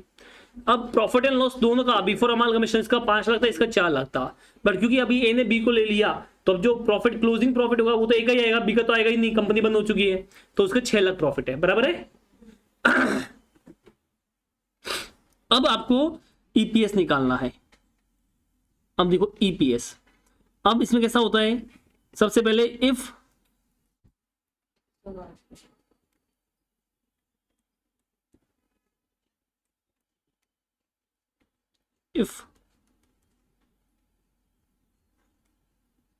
amalgamation is in the nature of purchase। Purchase में क्या होता है कि हम कभी बी के प्रॉफिट को नहीं छेड़ते हैं, तो जो प्रॉफिट होगा किसका होगा? ए का ही होगा। तो ए का प्रॉफिट जो था अमालगमेशन के बाद में कितना हो गया? 6 लाख हो गया। तो ठीक है, तो हम 6 लाख का प्रॉफिट ले लेंगे सीधा इसका, हम एज्यूम करेंगे उसमें 5 लाख इंक्लूड है, ठीक है, 5 लाख ओपनिंग वाला जो पहले का था वो इंक्लूड है 6 महीने का, टोटल 6 लाख हो गया। तो इसमें सिर्फ जो प्रॉफिट आता है वो किसका आता है? ए का ही आएगा। अरे ए के बैलेंस शीट में जो पीएनएल में प्रॉफिट होगा वही ले जाएगा ना, तो 6 लाख ले लिया। Divide by number of shares करेंगे, नंबर ऑफ शेयर्स एक खुद 1 लाख है, वो तो पूरे 12 के 12 महीने रहे ना, प्लस इसने 2 लाख और शेयर इश्यू कर लिए, कितने महीने रहे? 6 महीने, अक्टूबर से लेकर मार्च तक। तो बताओ यहाँ पे कितना ईपीएस आ गया? 3। अगर अब यही मर्जर वाला होता,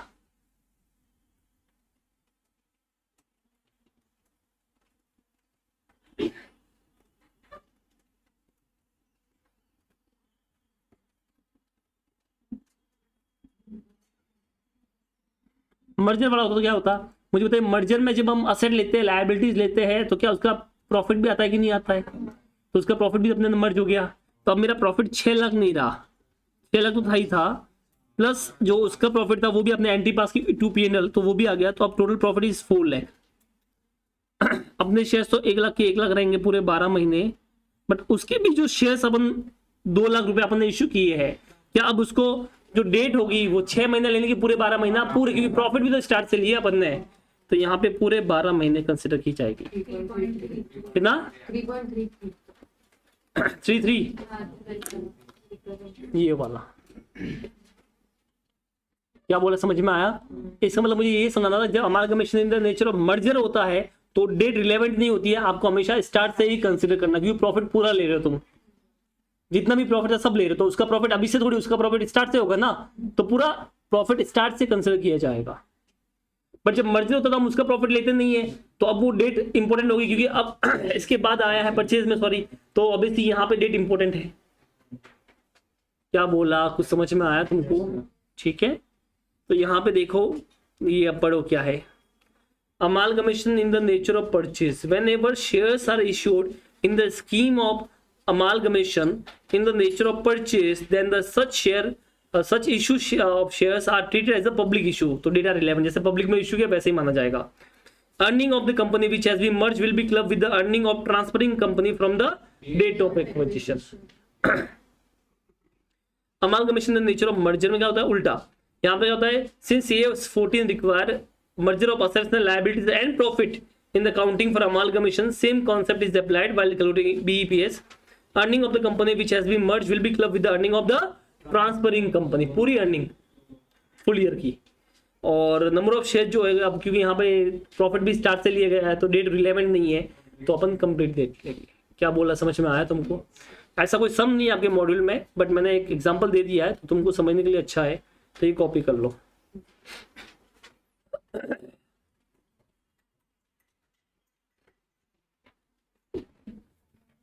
चलो आगे बढ़ते हैं. तो ये हो गया तुम्हारा in the nature of purchase और मर्जर, मतलब अमालगमेशन वाला. बराबर है?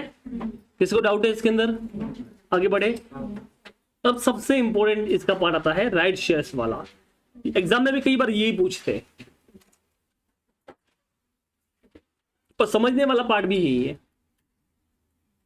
राइट शेयर क्या होता है वो मैंने ऑलरेडी इन्वेस्टमेंट अकाउंट चैप्टर में बताया था कि जब हम एग्जिस्टिंग शेयर होल्डर को जब शेयर इश्यू करते हैं बट थोड़े कम प्राइस में, that is called right shares. क्या बोला, समझ में आया? जैसे तुम मेरे शेयर होल्डर हो, तुमने मुझे पहले पैसे दिए हुए, अभी मुझे और शेयर इश्यू करना है, तो मैंने तुमको पहले पूछा, तुमने बोला हाँ सर हमको दे दो हम ले लेंगे, पर तुमने बोला सर कंडीशन है, मार्केट से तो हम भी ले सकते हैं, आप हमें सस्ते में देंगे तो हम लेंगे. तो मैंने बोला ठीक है, मैं तुमको पूरा तो नहीं दे सकता, 1:1 तो नहीं हो सकता, या सब तुमको दे दूं, थोड़ा दे दूंगा, मतलब 5:2 या 2:7 है, जो भी रेशियो होगा, मतलब कुछ के बदले कुछ ऐसा दे सकता हूँ. तो बोला हाँ सर चलेगा. दैट इज कॉल्ड, क्या बोलते हैं इसको, राइट शेयर. अब प्रॉब्लम क्या पता है, वैसा कोई दिक्कत नहीं है, बट राइट शेयर्स में दो एलिमेंट्स है, एक कैश वाला और एक बोनस वाला. अब बोनस कैसे आ गया इसके अंदर? जब कोई चीज आप सस्ते में देते हो तो इसका मतलब उतना फ्री वाला पार्ट हो गया. बहुत बड़ी बात बोलो, ध्यान से सुनना.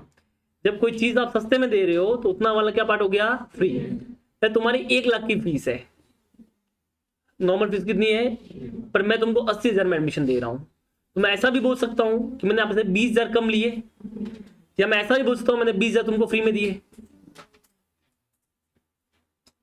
वापस बोलता हूं, हम डीमार्ट गए, वहां पे लिखा था बाय 1 गेट 1 फ्री. बराबर है? हमने एक ही बोतल उठाई, तो क्या डीमार्ट वाला जिद करता है क्या, नहीं नहीं एक और लेके आ जा? बताओ, क्या डीमार्ट ऐसा बोलता, नहीं नहीं एक भी फ्री ना, एक और लेके आ? नहीं करता ना. क्या करता है वो, 50% रेट कर लेता है. तो जो रेट 100 रुपए थी दैट बिकम 50 रुपए ना. क्या बोला, समझ में आया? तो आपने क्या बोला, बाय 1 गेट 1 फ्री, एक के ऊपर एक फ्री, तो बोनस हुआ कि नहीं हुआ? इसी को आपने इक्विवेलेंट ले लिया, जितना डिस्काउंट हुआ उसको, तो जितना डिस्काउंट होता है उतना बोनस होता कि नहीं होता है? होता है. तो जितना आप प्राइस कम ले रहे हो, एक तरह से वो प्राइस जो कम ले रहे हो वो बोनस जैसा ही तो पार्ट हो गया, फ्री वाला ही तो पार्ट हो गया. तो मैं ऐसा बोल सकता हूँ कि अगर राइट शेयर 20 रुपए का है, नॉर्मल शेयर 20 रुपए का है, बट राइट शेयर में 15 रुपए ले रहा हूँ, तो कहीं ना कहीं पे 5 रुपए फ्री वाला हो गया. तो 15 रुपए तो मैं पूरा ले रहा हूँ और 5 रुपए जो है फ्री वाला हो गया. तो मुझे बताओ, राइट शेयर में क्या सिर्फ कैश एलिमेंट होता है, बोनस एलिमेंट भी होता है? तो पहले तो हमको ये समझना कि राइट शेयर में क्या होता है, कैश भी होता है और दोनों होता है. अब दोनों क्या, आप ईपीएस निकालने पे टाइम पे डेट देखो, जो बोनस होता है उसमें डेट स्टार्ट से लेते हैं, बट कैश वाले में डेट जिस दिन आपने इश्यू किया उस दिन से लेते हैं. तो फिर राइट शेयर में दिक्कत होगी कि नहीं होगी? होगी. प्रॉब्लम समझ में आ रही है क्या हो रहा है? राइट शेयर जो है उसमें दो एलिमेंट्स है, cash elements and bonus elements. क्योंकि आप मान लो 100 का शेयर 50 में दे रहे हो, तो ऐसा नहीं बोल सकते एक पे एक फ्री मिल रहा है बोनस जैसा हो गया, या ऐसे बोलते 100 का 50 50% ऑफ हो गया, तो 50% off is equal to 1 buy 1 get 1 free ना. तो वही बोला, माना डीमार्ट गए, जूस की बोतल उठाई, 100 रुपए की बोतल थी एमआरपी, तूने एक ले ली, लिखा था बाय 1 गेट 1 फ्री, तो तू चाहे तो 2 बोतल भी 100 रुपए में ले सकता था, पर तूने नहीं बोला मुझे तो एक ही चाहिए, मैं 2 क्यों पीऊंगा. तो तू लेके आ गया, तो उसने क्या किया, 50 रुपए ले लिया. तो बात तो वही हुई ना, मीनिंग तो वही हुआ ना. तो मुझे बताइए कि राइट शेयर में तो ऐसे ही हो रहा है, 100 का शेयर कितने में मिल रहा है, 50 में. तो वाइस वर्सा वाली सिचुएशन होगी कि भाई अगर तुम 100 का 50 दे रहे हो या by one get one free एक जैसा हो गया है, तो अगर 100 का 50 में दिए तो वो भी तो एक पे एक फ्री हुआ। तो बोनस में भी तो ऐसे ही होता है, कुछ शेयर पे कुछ शेयर फ्री में मिलते हैं। तो मुझे बताओ क्या यहाँ पे राइट शेयर में सिर्फ कैश एलिमेंट की बोनस एलिमेंट भी है? अब प्रॉब्लम ये होती है जब ईपीएस में हम weighted average number of shares निकालते हैं तो उसमें जो बोनस वाला एलिमेंट्स होता है वो स्टार्ट से कंसिडर होता है, बट जो कैश वाला एलिमेंट्स होता है वो जिस दिन आपने किया उस दिन से होता है। अब हमको शेयर्स में खेलना है, हमको अमाउंट में खेलना नहीं है, क्योंकि अपने को weighted average number of share चाहिए। तो हम शेयर्स को कैसे बाइफिकेशन करेंगे कि इतने शेयर्स बोनस वाले हो गए और इतने शेयर्स कैश वाले हो गए। क्या बोले, समझ में आया? शेयर्स को कैसे कंसिडर करना कि इतने बोनस वाले और इतने फ्री वाले हो गए। तो इसमें आपको इंस्टीट्यूट का मेथड ही काम में लेना है। देखो दूसरे मेथड भी है जिसमें आ सकता है आंसर, बट आपको मार्क्स तो आईसीआई वाले मेथड से मिलेंगे।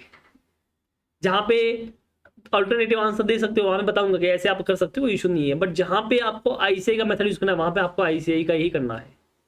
और ये उन्हीं में से है जहां पे आपको इंस्टीट्यूट का वे ही करना पड़ेगा। इंस्टीट्यूट बोलता है कि आपको सबसे पहले निकालना है राइट शेयर केस में थियोरेटिकल एक्स राइट प्राइस। क्या निकालना है? उसके बाद तुमको निकालना है राइट फैक्टर। क्या निकालना है? और उस राइट फैक्टर से आप बोनस वाले एलिमेंट्स को अलग करोगे और उससे आपको सम को सॉल्व करना है। तो अब मैंने दो वर्ड यहां पे बोले, पहला बोला थियोरेटिकल एक्स राइट प्राइस। क्या बोला मैंने? और दूसरा मैंने बोला राइट फैक्टर। बराबर है? तो पहले थियोरेटिकल एक्स राइट प्राइस समझ लेते हैं। बेसिक मतलब ये है, सिंपल वर्ड में बोलूं तो थियोरेटिकल एक्स राइट का प्राइस का मतलब है राइट शेयर इश्यू करने के बाद शेयर का प्राइस। उसी को अपन प्यार से बोलते हैं theoretical ex right price. Theoretical ex right price, x right, right share issue करने के बाद का प्राइस। तो राइट शेयर इश्यू करने के बाद जो मेरे शेयर का प्राइस होगा उसे बोलते हैं अपन थियोरेटिकल एक्स। अब राइट शेयर इश्यू करने के बाद प्राइस क्या होगा? क्या लगता है आपको? जितना पहले था उतना ही होगा कि गिर जाएगा? क्यों गिर जाएगा? क्योंकि आपने कहीं ना कहीं थोड़े कम पैसे में किया है तो डेफिनेटली शेयर का प्राइस गिरने वाला ही है। तो वो प्राइस निकालना है। अब वो प्राइस कैसे निकालेंगे? इसके लिए आपको नॉर्मल टेक्निक समझनी पड़ेगी। कैसे? ध्यान से समझना। जैसे मान लो मुझे किसी कंपनी को खरीदनी है, जैसे रिलायंस टाटा को खरीदना है, तो मुझे अगर ना उससे सारे शेयर्स खरीदने होंगे। वो सारे शेयर्स में कैसे खरीद सकता हूँ? मार्केट में जाके जो उसकी फेयर वैल्यू होगी उस पर ले सकता हूँ। तो क्या होता है, अगर मुझे किसी कंपनी की वर्थ कंसीडर करनी है तो मैं उसकी जो फेयर वैल्यू है उससे मैं उसकी वर्थ कंसीडर कर सकता है। जैसे मान लो रिलायंस के एक शेयर की वैल्यू आज 1500 रुपए है और 1 करोड़ शेयर्स है, तो मुझे 1 करोड़ इंटू 1500 रुपए चाहिए पूरे रिलायंस को लेने के लिए। तो ये रिलायंस की वर्थ क्या हो गई? ये रिलायंस की, सिंपल लैंग्वेज में, टेक्निकल वर्ड में नहीं चलते, एकदम सिंपल लैंग्वेज में बात करते हैं कि आप जैसे मान लो सीएफ तुमको खरीदना है। मैंने बोला सीएफ का एक शेयर का market price normal fair value जो है वो 100 रुपए है और 1 लाख शेयर्स है, तो तुमको खरीदने के लिए 1 लाख शेयर्स इंटू 100 रुपए, 1 करोड़ रुपए जो भी अमाउंट होता है वो तुमको चाहिए इतना अमाउंट। हाँ 10 करोड़ ना, जो भी है वो चाहिए। क्या बोला, समझ में आया तुमको? डन। तो आप मुझे बताइए किसी कंपनी का वर्थ निकालना कैसे निकालते हो? नंबर ऑफ शेयर जो भी उसके पास में है इनटू उसका फेयर वैल्यू, फेस वैल्यू नहीं, फेयर वैल्यू। ठीक है, फेयर वैल्यू। तो ये होता है कंपनी का वर्थ, ध्यान रखना। अब इसने क्या फॉर्मूला दिया वो देखो, थियोरेटिकल एक्स राइट प्राइस क्या फॉर्मूला दिया वो देख लीजिए आप लोग। Aggregate fair value of shares immediate prior to exercise of the right plus proceeds from exercise of the right divide by number of shares outstanding immediate after the rights. तो ये इसने फॉर्मूला दिया है, हम इस फॉर्मूले को तोड़ेंगे। क्या करेंगे? हाँ, कैसे तोड़ना है मतलब मैं इसको थोड़ा सिंप्लीफाई कर रहा हूँ। यहाँ पे नीचे जगह है अपने पास में, यहाँ पे मैंने क्या बोला, अगर आपको किसी कंपनी का वर्थ खरीदना है तो आपको नंबर ऑफ शेयर्स उसके लेने हैं फेयर वैल्यू पे। तो मैं क्या करता हूँ, यहाँ पे लिखता हूँ नंबर ऑफ शेयर्स, ठीक है, जो भी होंगे इस कंपनी के, ऐसे लिख देते हैं existing number of shares into fair value per share. ये इस कंपनी की एग्जिस्टिंग वर्थ होगी, आज की वर्थ। अब मुझे बताओ राइट शेयर इश्यू करने पे क्या कंपनी के पास पैसा आएगा कि नहीं आएगा? तो उतनी वर्थ, जितना पैसा आ रहा है उतनी वर्थ तो और बढ़ गई ना। तो जितना पैसा आ रहा है उतना आप इसमें एडिशन कर दो। तो जितने आप नंबर ऑफ राइट शेयर आप इश्यू कर रहे हो, number of right shares plus right share price into, sorry, हाँ। तो मुझे बताइए क्या इतना पैसा और आया कि नहीं आया? तो सीधा इतना पैसा है तो इतनी वर्थ तो बढ़ी गई है, सीधी बात देखते ही पता चलता है। तो ये होगी कंपनी की shares after issue of right shares. क्या बोला, समझ में आया? अब आपको एक शेयर का प्राइस चाहिए, तो इतने वर्थ को कितने लोगों में बांटेंगे? सोचो कितने लोगों में बांटेंगे? जितने शेयर पहले थे और जितने अभी इश्यू किए, तो ये number of shares after right issue हो गए। तो ऐसे लिखते हैं existing shares plus right share issue. तो इसको प्यार से बोलते हैं number of shares after right shares. तो इतनी वर्थ होगी, इतने को अपन इतने में बांट देंगे तो एक शेयर का प्राइस मिल जाएगा। इसी को अपन प्यार से बोलते हैं थ्योरेटिकल एक्सराइट प्राइस। क्या बोलते हैं इसको? वापस समझते हैं। मान ले कि एक कंपनी है ए लिमिटेड, उसके 1000 शेयर्स है। आज उसका शेयर का प्राइस 120 रुपए मार्केट में है, तो मुझे इसको खरीदना है, तो 1000 इंटू 120 रुपए मुझे चाहिए, मतलब इतना पैसा मुझे को चाहिए। अब अगर ये कंपनी राइट शेयर इश्यू करती है, मान लो 200 राइट शेयर इश्यू किया और इसने सिर्फ 100 में किया, तो मुझे बताइए कि इतना पैसा और कंपनी के पास आया कि नहीं आया? तो इतने का तो हकदार हो ही गया, इतना पैसा तुरंत आ गया इसके पास। पर ये जो पैसा है अब क्या 1000 लोगों में बटेगा कि 1200 में बटेगा? 1200 में। अब बताओ कितना वैल्यू होगा, निकालो।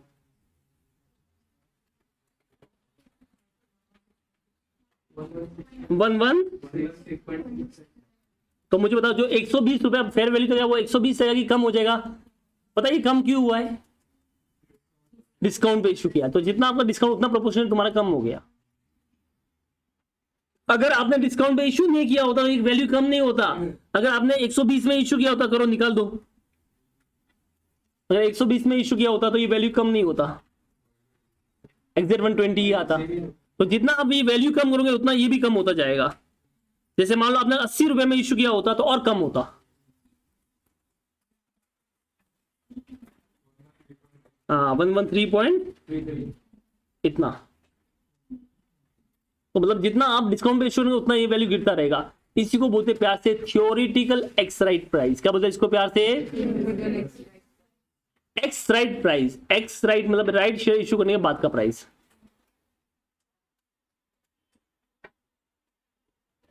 अरे क्या बोला, समझ में आया? ठीक है, तो अब ये फॉर्मूला था बट मैंने उसको सिंप्लीफाई कर लिया है। तो आपके पास में जगह होगी उधर आप लिख दीजिए अच्छे से थोड़ा।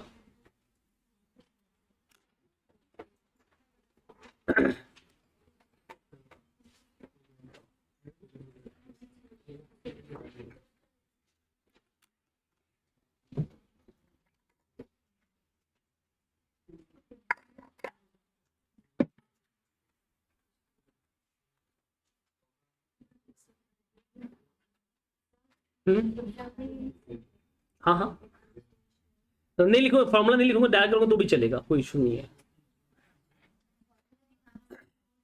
ना इसमें नहीं है, इसमें तो बहुत कैलकुलेशन आगे भी है।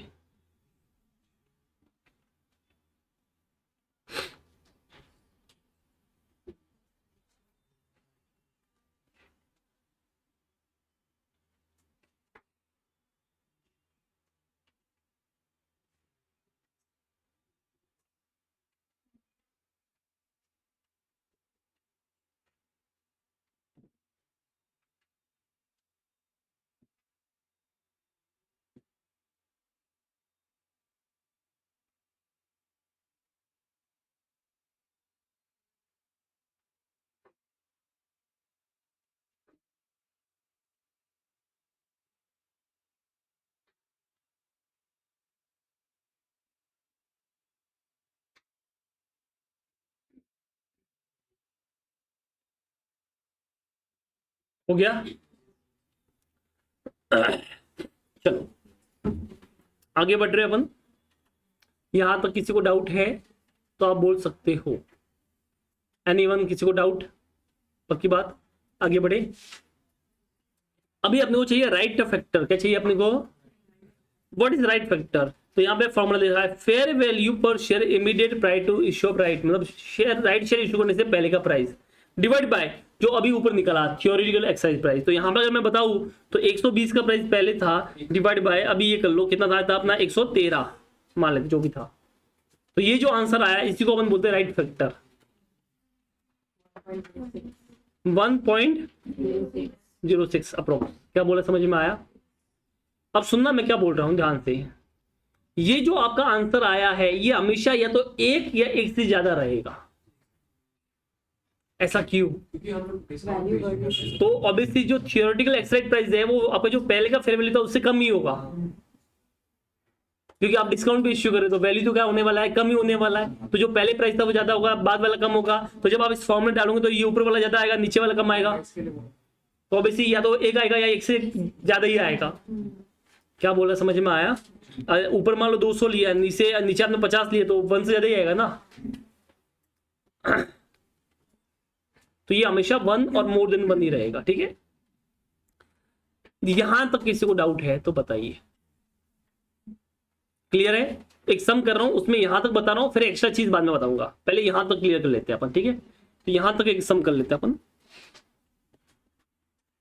That is your question number 4, लिखेंगे वेरी इंपॉर्टेंट।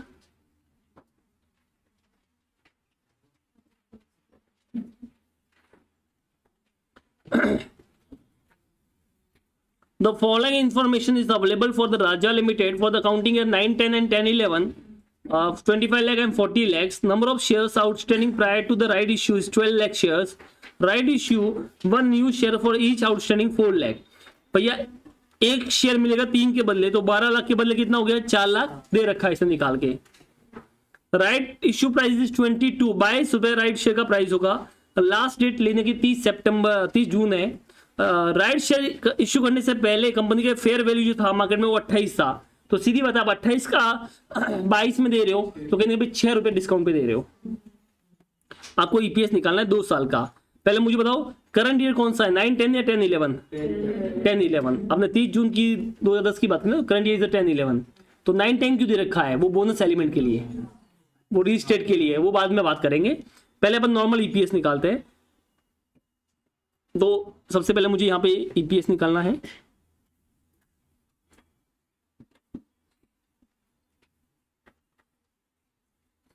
अब मैं जैसे मैंने आपको बताया कि सबसे पहले अपने को यहां पे चाहिए थियोरेटिकल एक्स राइट प्राइस।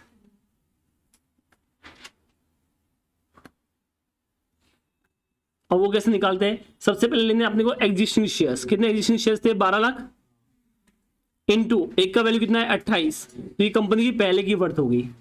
अब हमने शेयर इश्यू किया 4 लाख और 22 के हिसाब से इतना पैसा और आ गया, बट खाने वाले ही बढ़ गए। तो 12 लाख प्लस 4 लाख, अब 16 लाख हो गए। तो बताओ इसके बाद प्राइस 28 से गिर के कितनी हो जाएगी मार्केट में?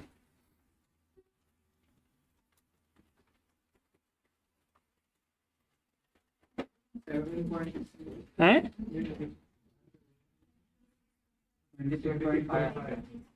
26.50। क्या बोला, समझ में आया तुमको? This is called theoretical ex right price. क्या बोलते हैं इसको प्यार से? अभी अपने को चाहिए राइट फैक्टर। ये बोलता है कि पहले तुम फेयर वैल्यू ले लो, fair value before right issue divide by theoretical ex right price. तो पहले 28 था, राइट शेयर करने से डिस्काउंट करने पे प्राइस गिर जाएगी मार्केट में, इतनी हो जाएगी 1. तो 0.6 ले ले अप्रोक्स,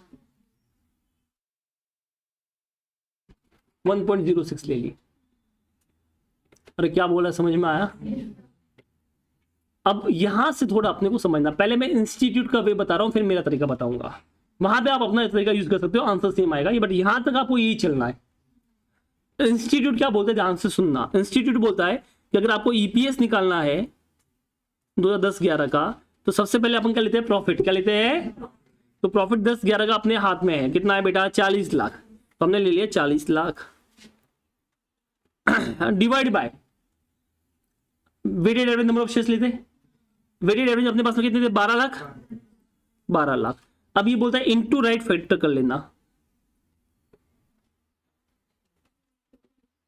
क्या करना, इनटू, ठीक है। चलो इंस्टीट्यूट दूसरा वाला मेथड यूज करता है, तो वो आपको लेना पड़ेगा कि अप टू अप्रैल मई जून 3 महीना इतना रहा और बचे हुए एंड तक इतना रहा, ठीक है। तो ये 3 महीना इतना रहा। उसके बाद में ओबीसी और शेयर्स तुमने इशू कर ली, तो 12 लाख प्लस कितने बेटा तुम्हारे पास में, 4 लाख। तो अब 16 लाख शेयर्स हो गए। इसमें राइट फैक्टर नहीं करना है, ये नॉर्मल रहेगा। तो इंटू 9 डिवाइड बाय 12, ये आएगा तुम्हारा EPS. That is the institute way. एक बार निकालो।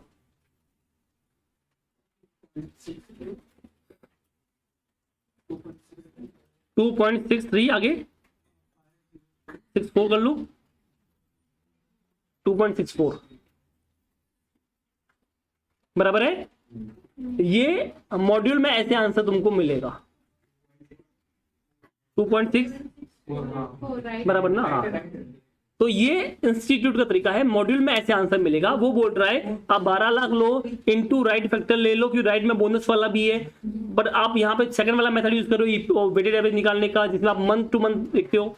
तो यहाँ पे अप्रैल में और जून 3 महीना इतना रहा, उसके बाद 12 प्लस बोनस प्लस राइट जो भी तुम बोलो सब मिला कितना हो गया 16, और वो 9 मंथ तक रहा।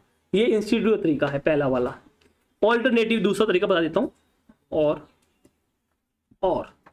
ये मेरा तरीका, मेरा मतलब है आंसर सेम ही आएगा, हर बार सेम आएगा, डोंट वरी, ठीक है, बट थोड़ा सिंप्लीफाई कर लेते हैं। अब यहाँ पे हो क्या रहा है पहले आप वो समझिए। मेरा जो राइट फैक्टर आया ना बेटा राइट फैक्टर वो जो था 1.06, इसका बेसिक मतलब ये है कि जो एक ओरिजिनल है ना उसके अंदर 0.06 का बोनस है। क्या बोला, समझ में आया? अगर एक ओरिजिनल है तो 0.06 क्या हो गया, क्योंकि ये किसकी वजह से, अगर मान लो मैंने सेम वैल्यू कंसीडर किया हो तो 28 का 28 रहता, 28 का 26.5 क्यों हुआ, क्योंकि बोनस की वजह से हुआ, जितना डिस्काउंट पे किया। तो एक तरह से 0.06 इज द बोनस वाला पार्ट। तो मैं इसको ऐसे कर सकता हूं कि जो 1.06 है इसमें 1 तो ओरिजिनल था और 0.06 जो है वो एक्चुअल में बोनस वाला एलिमेंट है। क्या बोला, समझ में आया? तो अगर मेरे पास में 12 लाख ओरिजिनल था तो उसमें 0.06 यानी कितना होता है बोनस वाला एलिमेंट्स,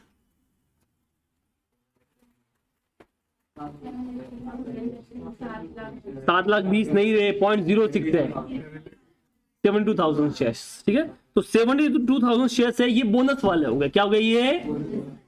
तो बचे हुए कैश वाले। भाई टोटल राइट शेयर कितने इशू किए? 4 लाख, 4 लाख में से 72,000 तो आपने बोनस ही बोल दिया, तो बचे हुए पूरे कैश वाले हो गए। मतलब पूरा ऐसा कर लिखिए, ये फ्री में और ये पूरे कैश में। मैं क्या बोल रहा हूं ध्यान से समझना। तुम सब जैसे मान लो पानी की बोतल हो, क्या हो पसंद सब पानी की, ठीक है। अब मान लो नॉर्मल प्राइस ही 10 रुपया, जैसे पानी बोतल, इसने पानी बोतल हाथ में ले लिया, एकदम फील कर रहा है कि नहीं मैं पानी हूं, ठीक है। तो मान लेते तुम सबका प्राइस 10 रुपया, कितना है, पर एग्जीस्टिंग शेयर होल्डर को 8 में मिलेगा, तो कहीं ना कहीं 2 रुपए डिस्काउंट हो गया, तो तुम्हारा 10 के बदले 8 ऐसा हो गया। अब इसमें मैं क्या कर रहा हूं, मैं तुमको 2 पार्ट में बांट रहा हूं। मैं क्या बोल रहा हूं, ऐसे मान लेते तुम सब तो मेरे पूरे कैश एलिमेंट हो गए, 10 रुपए वाले हो गए, और ये वाले जो है इनको पूरा ही फ्री बोल दिया, मेरा वैल्यू सेम आ रहा है। क्या बोला, समझ में आया? जैसे तुम सब हो, ठीक है, कितने लोगों कंसीडर करो, 30 लोग मान लेते, सपोज कर 30 लोग है, तो 8 रुपए इंटू 30 कितना होता है, 2400 होता है। अब मैंने क्या बोला पता है कि तुम जो 24 बोतलें हो ये पूरे कैश वाली है 10 रुपए हिसाब से, तो बची हुई जो 6 बोतलें हैं ये पूरी फ्री वाली है। तो मैंने इस तरह से 2 पार्ट में बांट दिया, इनको पूरा ले लिया, इनको पूरा फ्री वाला ले लिया। क्यों, रीजन क्या है कि जो फ्री वाला है वो मुझे स्टार्ट से कंसीडर करना है, और जो पूरा कैश वाला है उसको जिस दिन कैश लिया उस दिन से कंसीडर करना है। तो मैं चीज तो वही थी, बट इस तरह से बांट लिया, तुम पूरे कैश वाले, तुम पूरे फ्री वाले, तुम फोगड़ी आओ, और तुम्हारा पूरा वैल्यू 10 रुपए ही माना जाएगा। आंसर सेम ही आ रहा है बेटा। कैसे काउंट करना, 10 इंटू 24, 2400, 6 इंटू 0, तो 2400 प्लस 0, 2400, और ऐसे भी करे तो 8 इंटू 30, 2400। तो हमने इस तरह से इनको इस तरह से डिवाइड कर लिया है। टेक्निक ये है, मतलब रीजन ये था क्योंकि अपने को शेयर भी इसी तरह से बांटना था। समझ में तो बढ़िया बात नहीं तो मारो गोली। आप ये बताओ 1.06 में जो 1 था वो ओरिजिनल था, 0.06 का था बोनस, तो 12 लाख ओरिजिनल था, उसमें 72,000 का बोनस वाला हो गया। अब हमको इसको नहीं बांटना है, हमको कैसे करना है, 4 लाख हमारे राइट शेयर्स थे, 4 लाख में से 72,000 बोनस वाले पूरे हो गए, तो बचे हुए 3,28,000 पूरे कैश वाले एलिमेंट्स हो गया। तो जो अपने राइट शेयर इशू किए थे, जो राइट शेयर्स थे, उसको 2 पार्ट में बांट लेते हैं, फुल कैश एलिमेंट्स और full bonus elements. Cash elements में बोनस में आ गए 72,000, तो बचे हुए 4 लाख में से बचे हुए 3 लाख ये पूरे कैश वाले हो गए। मतलब ये समझिए कि अब हमने शेयर्स को बांट दिया, 72,000 शेयर्स बोनस वाले हैं और 3,28,000 ऐसे शेयर्स थे जिनसे हमने नॉर्मल पैसा लिया है। अब तो तुमको सॉल्व कर सकते हो ना। चलो अब कैसे कर सकते हो वो यहाँ पे देख लो। आपका जो प्रॉफिट था वो था 40 लाख। कितना था बेटा? अब इसमें आप मुझे बताइए, ओरिजिनल 12 लाख थे, बराबर है? उसमें तो 12 के 12 महीने आएंगे प्लस 72,000 वो बोनस वाला, उसके भी ऊपर 12 के 12 आएंगे। बट जो 3,28,000 है वो कैश वाला है, तो वहां पे डेट कंसिडर की जाएगी। तो 30 जून है, तो मतलब जुलाई से काउंट कर लो, जुलाई टू लेकर मार्च तक 12 महीने 9 महीने, सॉरी, निकालो कितना होता है।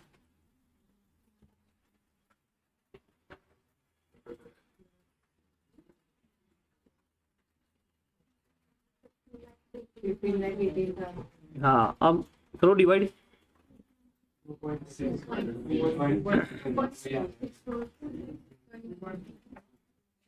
वही आया कि नहीं आया? हमने भी यही किया था, यही किया हमने भी, तो तरीका अलग है। जैसे इसने जब 12 इंटू 1.06 किया तो 06 अगर एक को किसी भी चीज से मल्टीप्लाई करोगे तो सेम आंसर आएगा, और 0.06 से किया तो उतना बढ़ गया, तो 12 लाख इंटू 1.06 किया तो 12,72,000 आया। उसको हमने स्टार्ट से कंसिडर किया है। क्या बोला, समझ में आया? तो ये देख लो नीचे भी 12,72,000 स्टार्ट से कंसिडर किया है। हाँ हाँ शांति, ठीक है। तो 12,72,000 कितना हो गया? स्टार्ट से हो गया। और जो 3,28,000 है तुम्हारा वो 9 महीने का हो गया। मैंने क्या बताया था आपको, किसी भी चीज को करने के 2 तरीके होते हैं। कितने तरीके होते हैं समझो मैं क्या बोल रहा हूं। मैं अगर यहां पे लिखता हूं 1 अप्रैल 2024 को मेरे पास में 12 लाख शेयर्स थे, 30 जून 2024 को मैंने 72,000 बोनस इश्यू किया, और 30 जून 2024 को ही 3,28,000 मैंने कैश में इश्यू किया, और मैं इसका weighted average number of shares निकालने को बोलूं तो तुम कैसे निकालोगे? इसके 2 तरीके थे, याद है? पहला तरीका था 12 lakh into 12 divide by 12 plus 72,000, पर बोनस में आपको हमेशा 12 ही लेना है, हाँ, प्लस 3,28,000 इंटू यहाँ पे 9 महीना आएगा। और अगर बैलेंस शीट के हिसाब से चलूं तो 12 लाख आएगा, पर बोनस को हमेशा ओरिजिनल में ऐड कर लो क्योंकि वो भी स्टार्ट से कंसीडर करना है। तो ओरिजिनल 12 लाख नहीं, 12,72,000 आएगा। ये कितने महीने चला? जब तक 30 जून है तो अप्रैल, मई और जून 3 महीना, प्लस अब इसमें 3,28,000 भी ऐड हो गया बैलेंस शीट में, तो 12,72,000 प्लस 28 से ऐड कर लो 16 लाख। ये कितना महीना आएगा? अगर इसी चीज को मैं ऐसे लिखूं 12 लाख इंटू 1.06 तो क्या यही आता है कि नहीं आता है? तो ये तो किया उधर आईसीआई ने।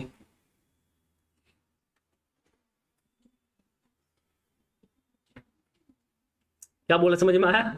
इंस्टीट्यूट ने यही किया ना, वो बोल रहा है 1/1 के अंदर 0.06 द बोनस, तो उसने 12 लाख इंटू 1.06 कर लिया तो बोनस ऑटोमेटिक ऐड हो गया, तो ऑटोमेटिक 12,72,000 आ गया। अब 12,72,000 3 महीने रहे, फिर जब आपने 16 लाख लिया तो उसमें ओरिजिनल 12 लाख भी आया, बोनस भी आया और कैश भी आया।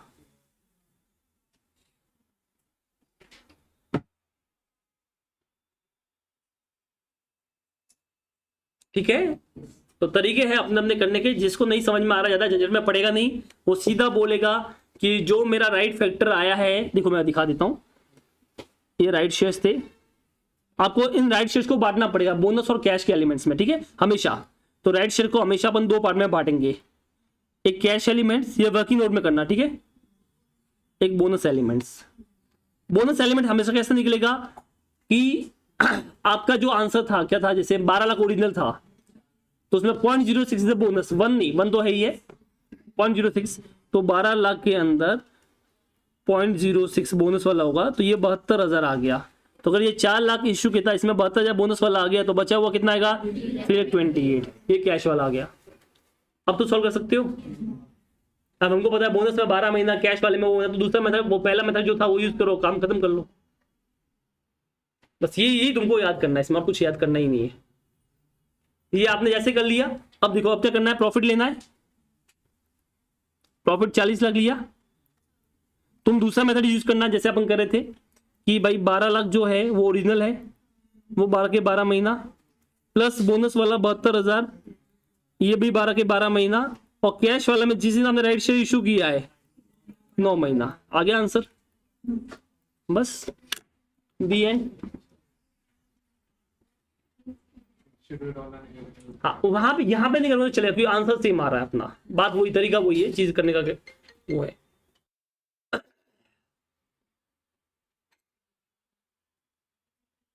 अरे समझे? बस अब तुम इसमें गलती क्या कर सकते हो बता देता हूं। तुमने अगर 4 लाख को 0.06 से मल्टीप्लाई कर दिया तो सारा खेल खत्म, फिर आगे आंसर रॉन्ग हो गया ना, पूरे रॉन्ग हो जाएगा। तो तुमको दिमाग में ये बिठाना कि मैंने लिया 1.061 इज द ओरिजिनल, और उस ओरिजिनल पे 0.06 इज द बोनस। तो ओरिजिनल मतलब जो 12 लाख था वो वाला, तो ये 12 लाख पे 0.06 होगा ना कि 4 लाख पे। ये मिस्टेक तुम बहुत करते हो एग्जाम में इस वाले में। बाकी अगर इंस्टीट्यूट का रट्टा मारोगे तो भी चलेगा कि लास्ट में हमको रट्टा मारना, तो मैं रट्टा मार लो, क्या है, सिंपल है। 12 lakh into right factor into कितने महीने होते राइट शेयर तक, वो महीने ले लो, फिर टोटल शेयर ले लो इंटू बचे हुए महीने, वो भी ले लो, जो तुमको सही लगे। मैंने सारे ऑप्शन दिखा दिए तुमको, सारे पत्ते खोल दिए, जो तुमको अच्छा लगे वो तुम ले लो। बट तुमको राइट फैक्टर तक तो निकालना ही है, इसके मार्क्स रहेंगे तो राइट फैक्टर तो देना ही पड़ेगा तुझे उसको।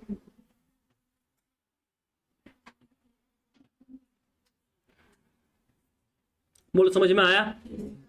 ठीक है, तो ये सब तुमको समझाने के लिए ये काम करो, पहले ये कॉपी करो इतना, फिर आगे बात करते हैं। एक बार यहां तक कॉपी कर लो।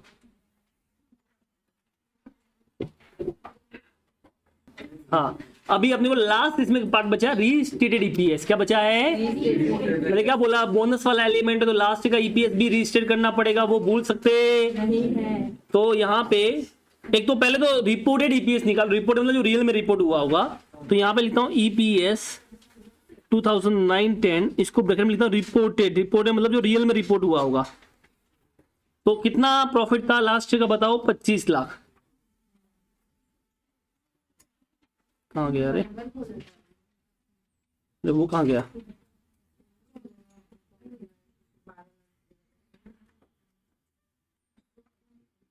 हम्म 25 लाख डिवाइड बाय 12 लाख, ये रिपोर्ट हुआ होगा 2.08, बस इतना ले लेते, ठीक है, 2.08 ये रिपोर्ट हुआ होगा। बट रीस्टेटेड चाहिए, जो इस साल रिपोर्ट होगा एज ए लास्ट ईयर, वो चाहिए, उसको बोलते हैं रीस्टेटेड ईपीएस।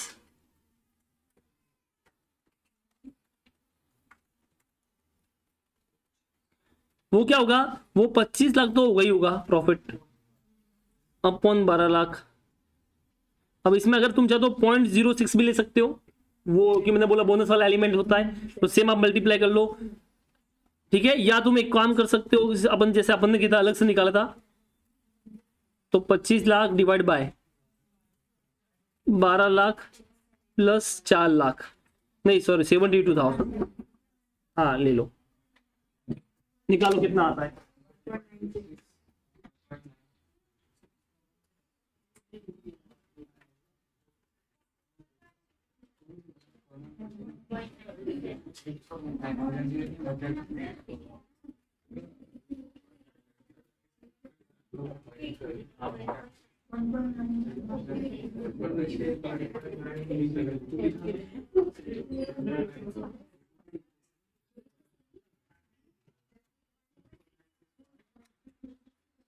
कितना आया? 1.6 9.7 ले ले, इधर भी चेक कर लो, वही आएगा। क्या बोल रहा, समझ में आया तुमको? बस अब खत्म होता है ये सब। कितने बजे ट्रेन है तुम्हारी पालघर वालों? 7 है ना, तो फटाफट तुमको एक मैं सम दे रहा हूँ वो भी करना है, फिर तुम घर पे जाओगे। ये इधर लिखो पहले, बस इतना ही है। क्या नीचे करूं ये वाला? अच्छा ये बाकी है।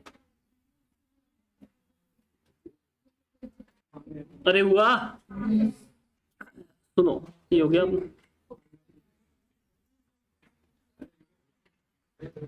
रुक जा रुक जा,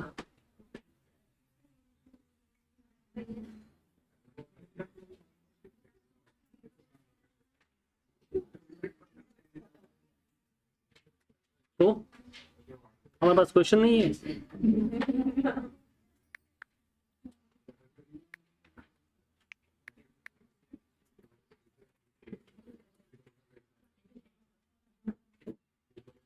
कर सकते हो, 7 से 8 मिनट में खत्म हो जाएगा अगर तुम करते हो तो, ठीक है।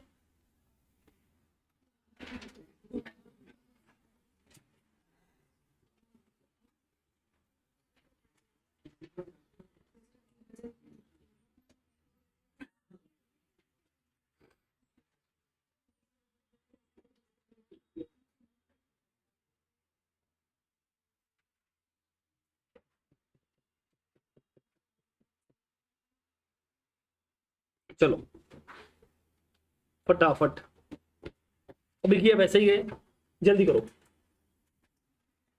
डालना इलस्ट्रेशन 4 फ्रॉम ICI मॉड्यूल, और अभी जैसे कि आपने वैसे ही करना है, फटाफट हो जाओ शुरू। तो देखो आपका जो आंसर आया 1.05, इसमें 1 ओरिजिनल होगा तो 0.05 का बोनस होगा। तो अगर आपके पास में ओरिजिनल शेयर्स थे 5 लाख, तो 5 लाख पे 0.05 25,000 बोनस वाले होंगे। तो अगर आपके पास टोटल राइट शेयर से 1 लाख, तो 1 लाख में से 25,000 शेयर बोनस वाले हो गए, और बचे हुए 75 जो हो गए वो कैश वाले पूरे हो गए। अब इसके हिसाब से करोगे तो जो EPS आएगा वो तुम्हारा आएगा, करंट ये आ रहा है 2.55, बराबर है, नहीं आया? कितने लोग आया? चलो, और रीस्टेटेड की बात करें तो रीस्टेटेड आएगा 2.10, वो बराबर है। तो आपने इधर गलत एलिमेंट्स निकाले होंगे। मंथ तुमने ईयर कौन सा कंसीडर किया है? अप्रैल टू मार्च, गई भैंस पानी में। क्यों? जैन टू दिसंबर मुन्ना। जब ये ऐसा होता है तो आपको 11-12 नहीं दे रखा है, ओनली 11 है, तो that is Jan to December. When 11-12 that means April to March। 11वीं क्लास FYJC।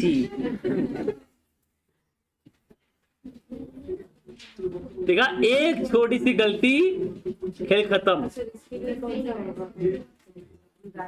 तो आपका, आप समझिए, आपने फर्स्ट तो 2 महीने पहले के और 10 महीने बाद के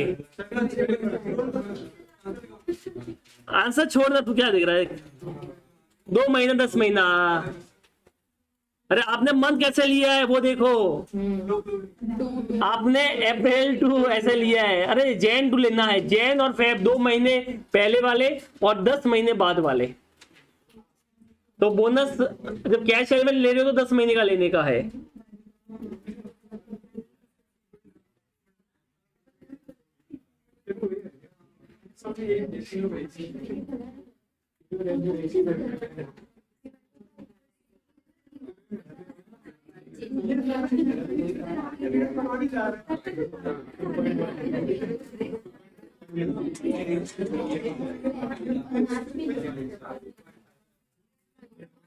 डन, अब तो सही आया। चलो रजिस्ट्रेटेड भी हो गया, ठीक है। चलो एक और इसमें क्वेश्चन है ऐसा ही राइट शेयर वाला, वो होमवर्क रहेगा मॉड्यूल में से। ये रहा पीछे प्रैक्टिकल क्वेश्चन दे रखा है, सेम टाइप का है, होमवर्क में करने का है, ठीक है। Question number 10, practical question number 10 is homework. Sum लिख दो, फिर चेक करूंगा तो बोलूंगा यार सर मैं तो भूल गई। हाँ